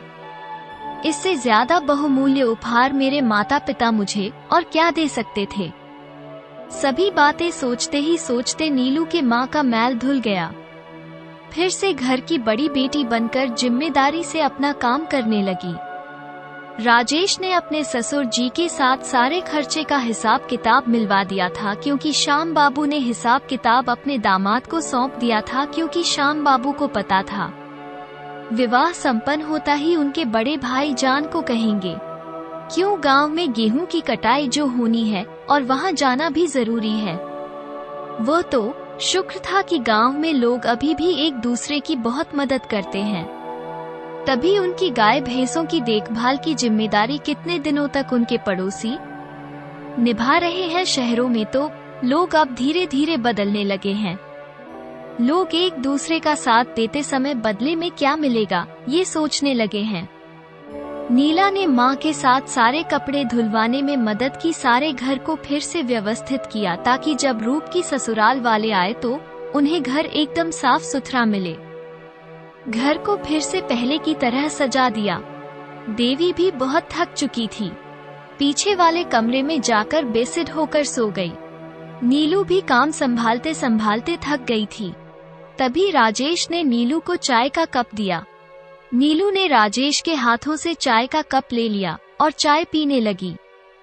नीलू ने कहा, आप मुझे कह देते तो मैं आपके लिए भी चाय बनाकर कर रख देता। आपने क्यों कष्ट किया, आप तो वैसे ही कितना काम संभाल रहे हैं।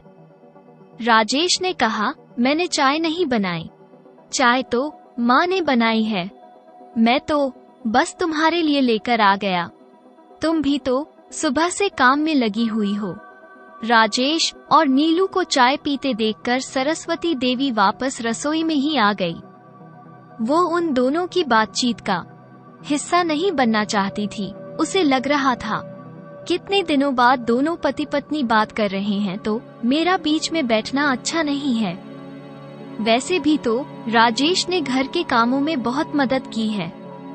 सरस्वती तो अब राजेश के साथ दामाद वाला कोई व्यवहार नहीं निभाती थी। वो तो उसे इस घर का बड़ा बेटा ही मानने लगी थी। अपने मन की कितनी बातें अपने दामाद राजेश को बता देती थी। तभी नीलू के दोनों भाई बड़ी तेजी से लड़ाई करते हुए सीढ़ियों से नीचे आते दिखाई दिए। राजेश ने जोर से आवाज लगे। दोनों भाई वहीं छिपकर सीढ़ियों पर बैठ गए। नीला को रूप के विवाह के कारण उन दोनों से बात करने का समय नहीं मिल रहा था, लेकिन इन दोनों को देखकर तुरंत उसने दोनों को आवाज देकर नीचे बुलाया। नीलू हंसते हुए बोली, जयवीर को क्या हालचाल है? उसे दिन का कांड तो तुमने माता श्री को बताया ही नहीं। नीलू की आवाज सुनकर दोनों बड़े भाई जो भाई तेजी से नीचे आ गई और अपनी दीदी के पैरों में पड़ गए। रोते हुए दोनों दीदी से माफी मांगी और वादा किया कि फिर कभी फिल्म देखने नहीं जाएंगे। इस बार पापा से बचा लो दीदी प्लीज, इस बार अपने पापा को कुछ बोला तो हमें बहुत मारेंगे। नलो ने दोनों को चेतावनी देकर छोड़ दिया। हरी को समझाया कि तुम बड़े हो, अपने साथ छोटे भाई किशन को मत बिगड़ो। अगर तुम्हें बिगड़ता है तो शक से बिगड़ जाओ, लेकिन कम से कम छोटे भाई को तो पढ़ाई लिखाई करने दो। तभी किस हंसते हुए बोला, दीदी यह पढ़ाई लिखाई क्या करेगा? ये तो अभी जो हाफ ईयरली परीक्षा में भी फेल हो गया है, सिर्फ 2 विषयों में पास हुआ है, सारा दिन कॉमिक्स पढ़ता रहता है। तभी किशन बोला, ये कौन सा पास हुआ है, ये भी तो फेल हो गया। आपको पता है रात को भी चोरी से फिल्म देखने जाता है। राजेश दोनों की मनोभावों को ध्यान से सुन रहा था कि दोनों भाई एक दूसरे की पोल पट्टी खोलने में लगे हुए थे। यानी दोनों भाई ना समझते, अभी इतनी अकल नहीं थी कि दोनों ही भावनाओं में भाकर एक दूसरे की सारी बातें नीलू को बताई जा रहे थे। राजेश ने कहा, सुनो तुम दोनों को इस बार हम दोनों माफ कर देते हैं, लेकिन अगर तुमने दोबारा ऐसी हरकत की तो मैं तुम्हें हॉस्टल में पढ़ने भेज दूंगा। दोनों ही डर गए और अपनी जीजू के पैर छूकर माफी मांगने लगे। राजेश ने कहा, चलो बस ठीक है, अब चलो तुम दोनों अपनी पढ़ाई शुरू कर दो। बहुत दिनों से सभी लोग शादी के कामों में व्यस्त थे, अब सिर्फ तुम्हें मन लगाकर पढ़ाई लिखाई करनी है। ये सुनकर दोनों अपने अपने कमरे की तरफ भाग गए और अपना स्कूल बैग से किताबें निकालकर पढ़ने लगे।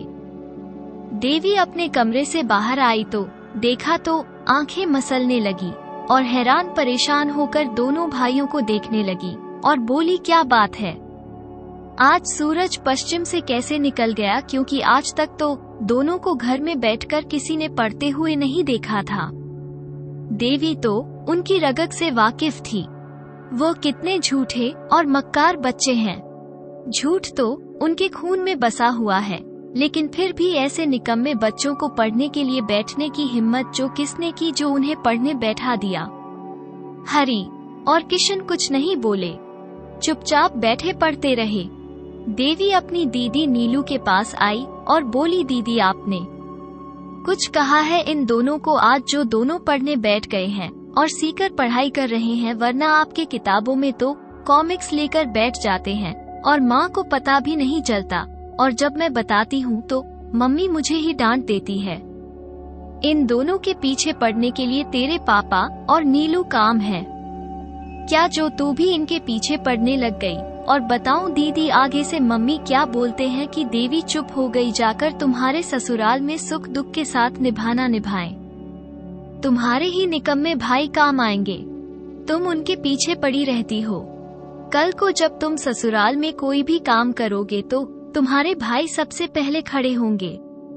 तुम्हारे घर तीज त्योहार देने और तुम्हारा हालचाल जानने के लिए भी यही भाई काम आएंगे। देवी बोली, ऐसा मन बोलता है। ये सुनकर दोनों भाई और चौड़े हो जाते हैं, जैसे पता नहीं बड़े होकर यह कौन से बड़े ऑफिसर बनेंगे, उनके बिना हमारा काम नहीं चलेगा। मम्मी ने इन्हें दीदी बहुत सिर पर चढ़ा रखा है। मम्मी बोलती है मेरे बुढ़ापे का तो ये दोनों ही धाराएं, तुम तीनों बेटियां तो अपनी ससुराल में अपने अपने काम में व्यस्त हो जाओगी। ये सुनकर नीलू सोचने लगी, मैं तो कितने दिन से सारा काम संभाल लेती हूँ और मम्मी पापा के घर दुख सुख में साथ में भी रहती हूँ। इतना करने पर भी मन की सोच नहीं बदल पाई हूँ। देवी की बात सुनकर नीलू सोच विचार से बाहर निकली और उसकी बातें सुनाने लगी। लेकिन मम्मी कहती है दीदी की निकम्मी बच्चे हमेशा मेरे साथ रहेंगे और मेरी खूब सेवा करेंगे। नीलू बोली, देवी कोई बात नहीं, माँ का दिल थोड़ा कमजोर है, इसलिए मन ज्यादा प्यार करती है। हम तीनों बहनों के बाद उसे ये लाडले मिले हैं तो उसे लगता है कि हम बेटियां उसके किसी काम की नहीं आएंगे, ये बेटे ही उनकी सेवा करेंगे। कोई बात नहीं, माँ का भ्रम जीत जाए, यही तो अच्छा है और मैं भी यही चाहती हूँ। दोनों छोटे भाई किसी लायक बन जाए और सच में माँ बाप की सेवा करें और बुढ़ापे में उन्हें थोड़ा सुख और आराम दें। देवी ने हंसते हुए कहा, दीदी यह सपना तो आप अपने मन में ही रख लो जो कभी पूरा होने वाला नहीं है। ये दोनों इतनी बिगड़ चुके हैं कि अभी सुधरने वाले तो नहीं है, बाकी आपको कोशिश करके देख लो। ये कहकर देवी गुस्से में बाहर चली गई और राजेश सारी बात अच्छे से समझ चुका था कि इन दोनों बच्चों को माँ की से जो हिम्मत मिली हुई है तभी यह इतना बिगड़ गई है। राजेश ने नीलू से कहा, देखो नीलू, मैं बाकी के सारे काम तो पूरे कर दिए। रूप का पग फेरा डालकर अपनी ससुराल जा चुकी है, अब हमें भी अपने घर की वापसी करनी चाहिए। तुम्हारे ऑफिस की भी बहुत छुट्टी हो चुकी है, मेरा तो इस साल की काफी छुट्टियां बची हुई थी तो जो मैं एडजस्ट कर ली, लेकिन अगर तुम नहीं कर पाई तो तुम्हारी तनख्वाह के पैसे कट जाएंगे और वैसे भी सारे काम तो हो ही गए, बाकी का मम्मी पापा खुद ही संभाल लेंगे। नीलू बोली, शाम को पापा ऑफिस से आ जाएंगे, फिर हम पापा से मिलकर वापस चलेंगे।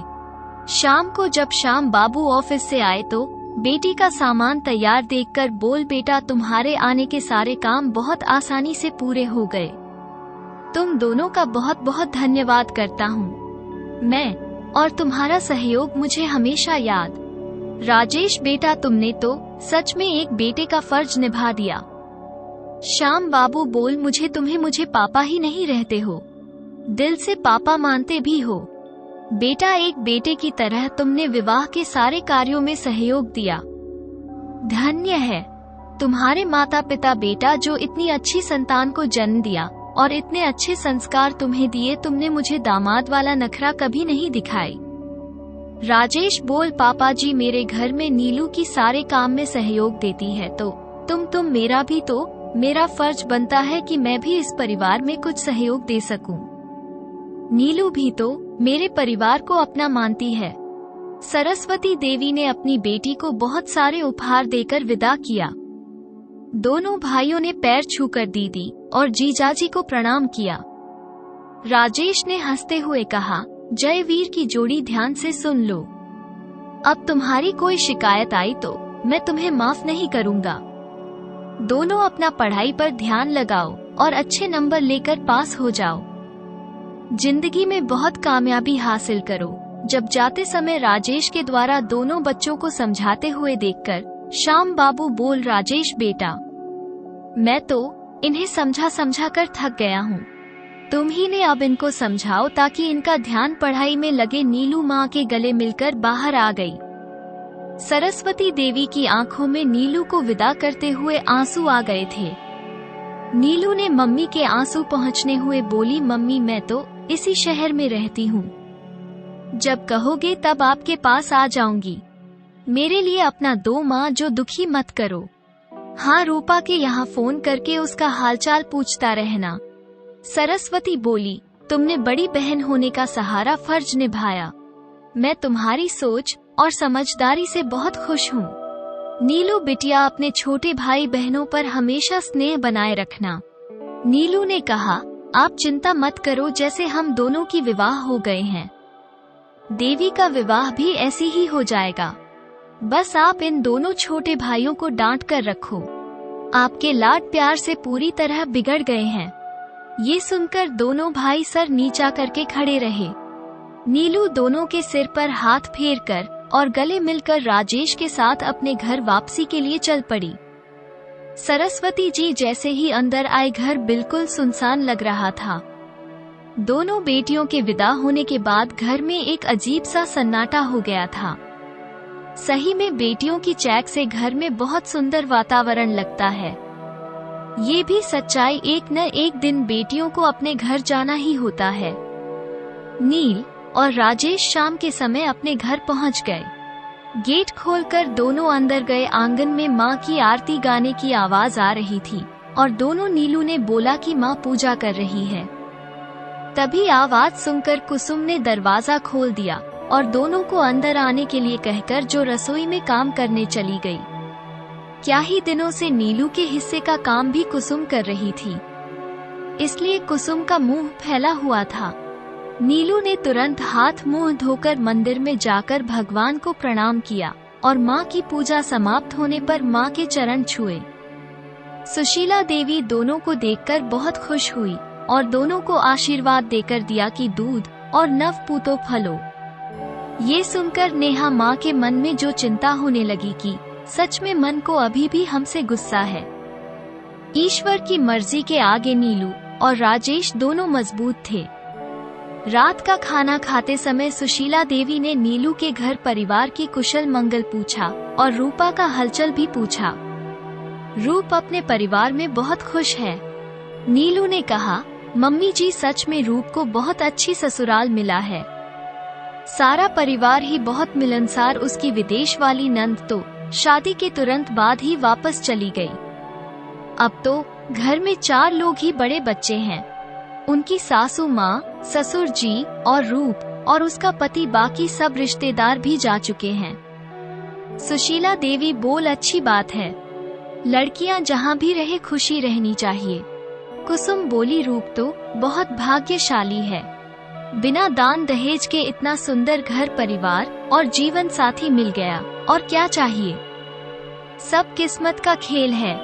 किसी को सारा दिन काम करने के लिए बड़ा परिवार मिल जाता है और किसी को आराम करने के लिए छोटा परिवार मिल जाता है, जहाँ काम ना के बराबर करना पड़ता है। रूपा के तो मजे आ गए। ये सुनकर राजेश हंसते हुए बोला, भाभी कुसुम भाभी, यह बात तो आपकी बिल्कुल सही है। रूपा को तो वहाँ जाकर कुछ आराम करना ही नहीं पड़ेगा। रोज होटल से मांगकर खाना खाएगा और बाहर कपड़े धोने धोबी को दे देगी। घर की साफ सफाई के लिए एक नौकरानी रख लेगी। तो भाभी सच में किसी किसी लड़की की किस्मत बहुत अच्छी होती है। ये सुनकर सभी लोग हंसने लगे। सभी को हंसाता देखकर कुसुम बड़बड़ाने लगी और अपने कमरे में चली गई। नीलू राजेश को देखकर आंखों ही आंखों में हंस रही थी।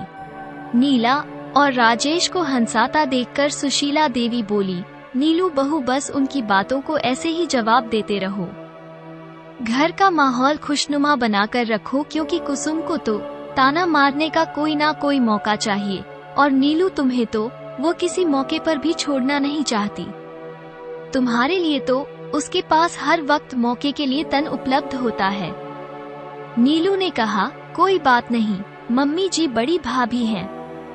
बड़ी बहन होती तो वो भी तो ऐसे ही करती, कभी प्यार कभी तकरार, ये तो सब परिवार में चलता रहता है। बस हम सबके दिलों में कभी मनमुटाव नहीं आना चाहिए सुशीला देवी।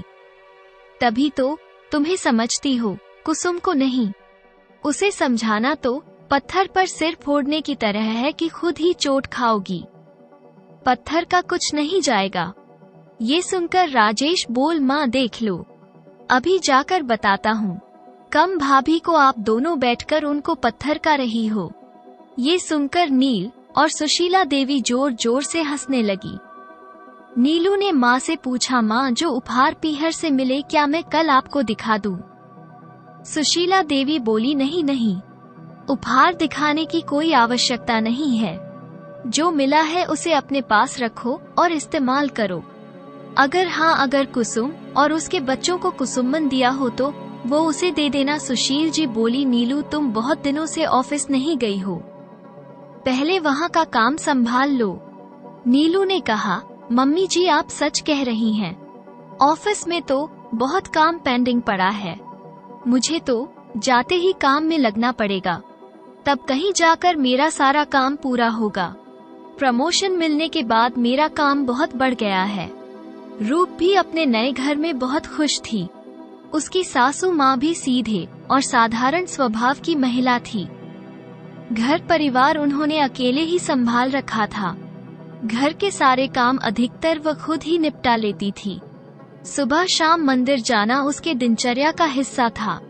कहीं पर भी रामायण का पाठ हो तो वो जरूर उसे सुनने जाती थी। कुल मिलाकर रूप की सासू माँ धार्मिक प्रवृत्ति की संस्कारी महिला थी। रूप भी अपने घर में सभी कामों में अपनी सासू माँ का हाथ बढ़ाना शुरू कर दिया था और दोनों सब मिलजुल कर रहती थी। बड़ी नंद शिवानी जो विदेश में रहती थी, जब भी फोन करते और पूछती माँ भाभी कैसी है, उसका स्वभाव कैसा है, हमारे परिवार में उसका मन लग गया कि नहीं, आपके प्रति उसका व्यवहार कैसा है, तो रूप की सासू माँ कहने का शिवानी बिटिया।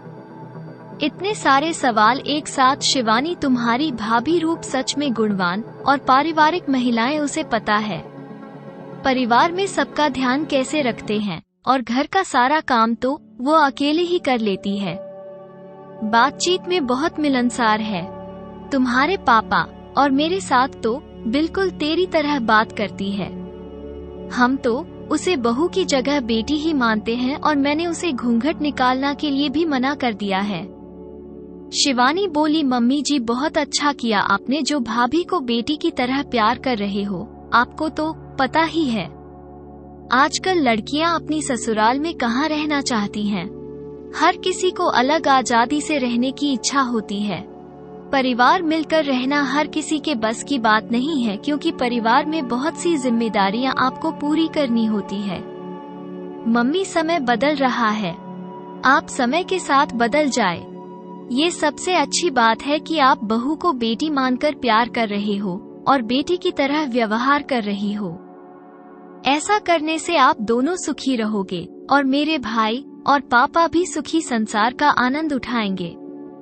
शिवानी बोली, अच्छा मम्मी जी, अब मैं फोन रखती हूँ, मुझे ऑफिस जाना है और फिर आपसे बाद में बात करूँगी। भैया भाभी को मेरी तरफ से प्रणाम कहना। रूप का पति आकाश दोनों दुकानों को खुद संभालता था। उसने दुकान में छोटे मोटे काम के लिए लड़के रख लिए थे। वहीं दोपहर में घर से खाना लेकर भी आता था। आकाश उसे छोटू कहकर पुकारता था, लेकिन छोटू बहुत होशियार था। दुकान का सारा काम जो वो धीरे धीरे सीख गया था। हर वस्तु का मूल्य उसे मुंह जवानी याद रहता था। वो कभी कभी घर के कामों में रूप का हाथ बता दिया करता था। छोटू को देखकर कई बार रूप को अपने भाई की याद आ जाती थी। वो मन में सोचती, देखो एक ये बच्चा जो खुद मेहनत करके पैसे कमा रहा है और पढ़ाई भी कर रहा है, और एक मेरे दोनों भाई जिन्हें सिर्फ पढ़ने के लिए कहा जाता है तो वो भी काम वो अच्छे से नहीं कर रहे। धीरे धीरे रूप ने सारे घर परिवार के कामों में अपनी सासू माँ का हाथ बढ़ाना जो शुरू कर दिया था। रूप की सास तो रूप जैसी बहुकर मन ही मन खुश होती थी, क्योंकि पहले वो अकेले होने के कारण हर जगह अकेली ही जाती थी, लेकिन जब से रूप घर आई है हर जगह माँ के साथ वो रूप के रूप जाने लगी थी। माँ के साथ ही वापस आती थी। मंदिर जाने के लिए भी रूप जल्दी सोकर उठकर जो स्नान करते और माँ के साथ मंदिर जाती। कई बार रामायण और भागवत का पाठ होता तो रूप उसमें बढ़ चढ़कर हिस्सा लेती थी। वहाँ के भंडारे के काम में भी रूप मदद करती थी। रूप की साहस की सभी सहेलियों ने यही कहती, सरोज तुम तो बहुत ही भाग्यवान हो जो तुम्हें इतनी संस्कारी और गुणवान बहू मिली है। सरोज ने कहा, ये तो तुम सच कह रही हो। बहन घर के कामों में भी मेरा हाथ बताती है।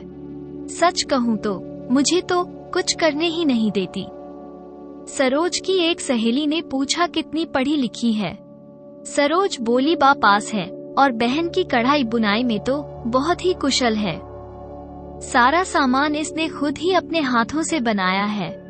अपनी कितनी सदियां इसने खुद कढ़ाई की हुई है जो देखने में बहुत ही खूबसूरत लगते हैं। तो उसकी सहेली बोली, बहन जी अपनी नंद को भी क्रोशिया का पूरा सोफा कवर हाथ से बनकर दिया है। मेरी रूप ने 2 बेडशीट जो शिवानी को देखते ही पसंद आ गई थी।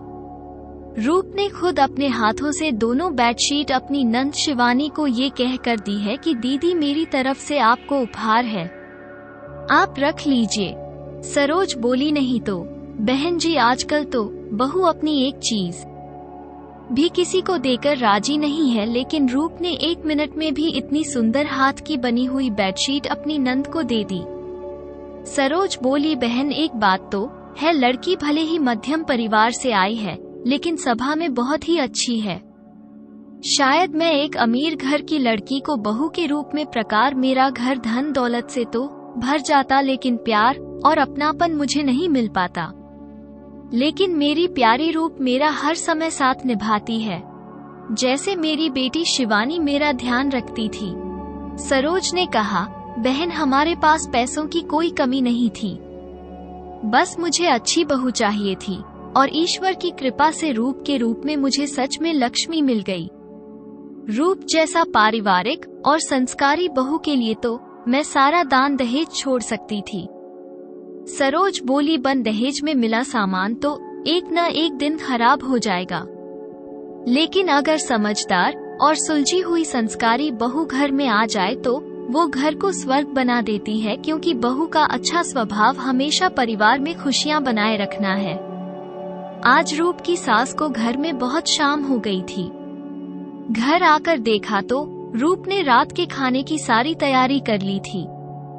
रूप ने पूछा, आज तो आपको बहुत देर हो गई। मम्मी जी मंदिर में कीर्तन बहुत देर तक चलता रहा। क्या? सरोज बोली, नहीं, बहू कुछ सहेलियां मिल गई थी, उनसे बात करते करते समय लग गया। तो सरोज ने पूछा, क्या आकाश और तुम्हारे ससुर आ गए? तो रूप ने कहा, नहीं मम्मी जी, दोनों ही अभी दुकान पर हैं। छोटू आया था, वही बढ़कर गया है कि आज काम ज्यादा है, शायद दुकान का सामान आया है, उसे उतरवा कर फिर भैया जी देर से घर वापस आएंगे, छोटू ने बोला था। रूप ने मम्मी जी को चाय पीने के लिए दी और खुद भी उनके पास बैठकर चाय पीने लगी। दोनों सास बहू आपस में बातें कर रही थी। रूप के साथ सरोज जी ने पूछा, रूप क्या तुम मेरे लिए स्वेटर बना दोगी? रूप बोली, मम्मी जी आप मुझे ऊन लाकर दो, पहले मैं शिवानी दीदी के लिए स्वेटर बनाकर भेजूंगी, क्योंकि मम्मी जी शिवानी दीदी का जो मुझे साइज नहीं पता था, इसलिए उनकी किसी भी साड़ी पर मैंने स्वेटर नहीं रखा। लेकिन मम्मी जी आपको तो सारी साड़ियाँ पर मैचिंग स्वेटर बना कर रखें, शायद आपने अभी तक देखे नहीं हैं। सरोज जी बोले, सच में रूप तुम्हारा हाथ से बनाया हुआ सामान बहुत सुंदर है, मैं अभी तुम्हारा सारा सामान ठीक से देखा नहीं है, चलो आज बैठकर पहले सारा सामान ठीक से सजा देते हैं, कुछ समय बाद सर्दियाँ शुरू हो जाएगी, तब मैं तुम्हारे हाथ के बने हुए स्वेटर पहनकर अपनी सभी सहेलियों को खूब चढ़ाया करूंगी। रूप बोली, बिल्कुल मम्मी जी, मैंने सारे नए डिजाइन बनाए। आकाश जी के स्वेटर तो मैं बहुत सुंदर रंगों से अलग अलग डिजाइन के बने। माँ, मैं अपने लिए भी बहुत सुंदर शॉल क्रोशिया से बनाई हुई है। मम्मी जी आज मैंने सारा काम कर लिया, रात का खाना तैयार है, अभी इनका आने में बहुत समय लगेगा, तो ऐसा करते हैं, मैं अपनी संदूक खोलकर आपको सारा सामान दिखा देता हूँ। सरोज बोली, ठीक है, चलो देखते हैं तुम्हें क्या क्या सामान बनाया। रूप ने अपनी बड़ी वाली संदूक को खोल और अपने हाथों से तैयार सामान दिखने लगी। रूप का बनाया हुआ सामान देखकर सरोज की आंखें खुली की खुली रह गई। इतनी सफाई से उसने स्वेटर की डिजाइन डाल रखी थी, लग रहा था कि सारे स्वेटर रेडीमेड हैं। सदियों पर कढ़ाई देखकर वो हैरान हो रही थी, इतनी बारीक सुंदर कढ़ाई कर रखी थी जो दिखने में बेहद खूबसूरत लग रही थी। क्रोशिया का सामान देखकर तो वो हैरान रह गई, इतनी बड़ी बेडशीट तुमने कैसे तैयार की? किरोसिया से छोटा सामान बनाना तो आसान होता है, लेकिन ये तो तुमने कमाल कर दिया, मुझे तो नहीं पता था कि तुमने कढ़ाई बुनाई और क्रोशिया का तुम्हें इतना शौक है। तभी रूप ने बताया, मम्मी जी मैं तो अपने ब्लाउज और पेटी को भी खुद अपने हाथों से सिले हैं। मुझे इन सब कामों में बहुत आनंद आता है। नीलू दीदी को ये काम करने में बाद आना चाहिए था। मैं तो उनके लिए भी अपने हाथों से स्वेटर बनाकर भेजती रहती हूँ। छोटी बहन देवी ने भी यह काम मेरे साथ सीखे। उसे भी बहुत सारी चीज बनती बनानी आती हैं। सरोज जी बोली, आजकल तो कोई हाथ का सामान बनता ही नहीं है लड़कियों को पढ़ाई लिखाई के कारण। इस तरह के सामान बनाने का समय कहाँ मिल पाता है। सभी लड़कियां अपनी पढ़ाई में इशारा समय लगा देती हैं, लेकिन तुमने तो पढ़ाई के साथ साथ हुनर भी सीखा है। रूप ने बताया, मम्मी जी मेरी माँ हमेशा छुट्टियों में हमें कोई ना कोई काम जरूर सिखाया करती थी। कहती थी घर गृहस्थी के कामों में अगर 2 पैसे बच जाए तो बहुत अच्छी बात होती है, नहीं तो छोटे छोटे कामों के लिए दर्जी के पास जाना पड़ता है और इतने महंगे स्वेटर बाजार से खरीदने की कोई जरूरत नहीं है। अगर तुमको खुद बनाना आता है तो अपनी मनपसंद डिजाइन आप डालकर खुद बना सकते हो। इससे पैसों की बचत भी होती है। सरोज बोली, तुम्हारी माँ सरस्वती सच में बहुत समझदार महिला है जो तुम्हें इतना सब कुछ सीखकर भेजा है। तुम तो चाहे एक दुकान लगाकर सामान बेचना शुरू कर दो। रूप बोली, मम्मी जी ठीक है, एक दुकान आप और मैं खोल लेते हैं। आपका अकाउंट संभाल लेना और मैं सामान बनाती रहूंगी। दोनों हंसने लगी। तभी दरवाजे पर खटखटाना की आवाज आई।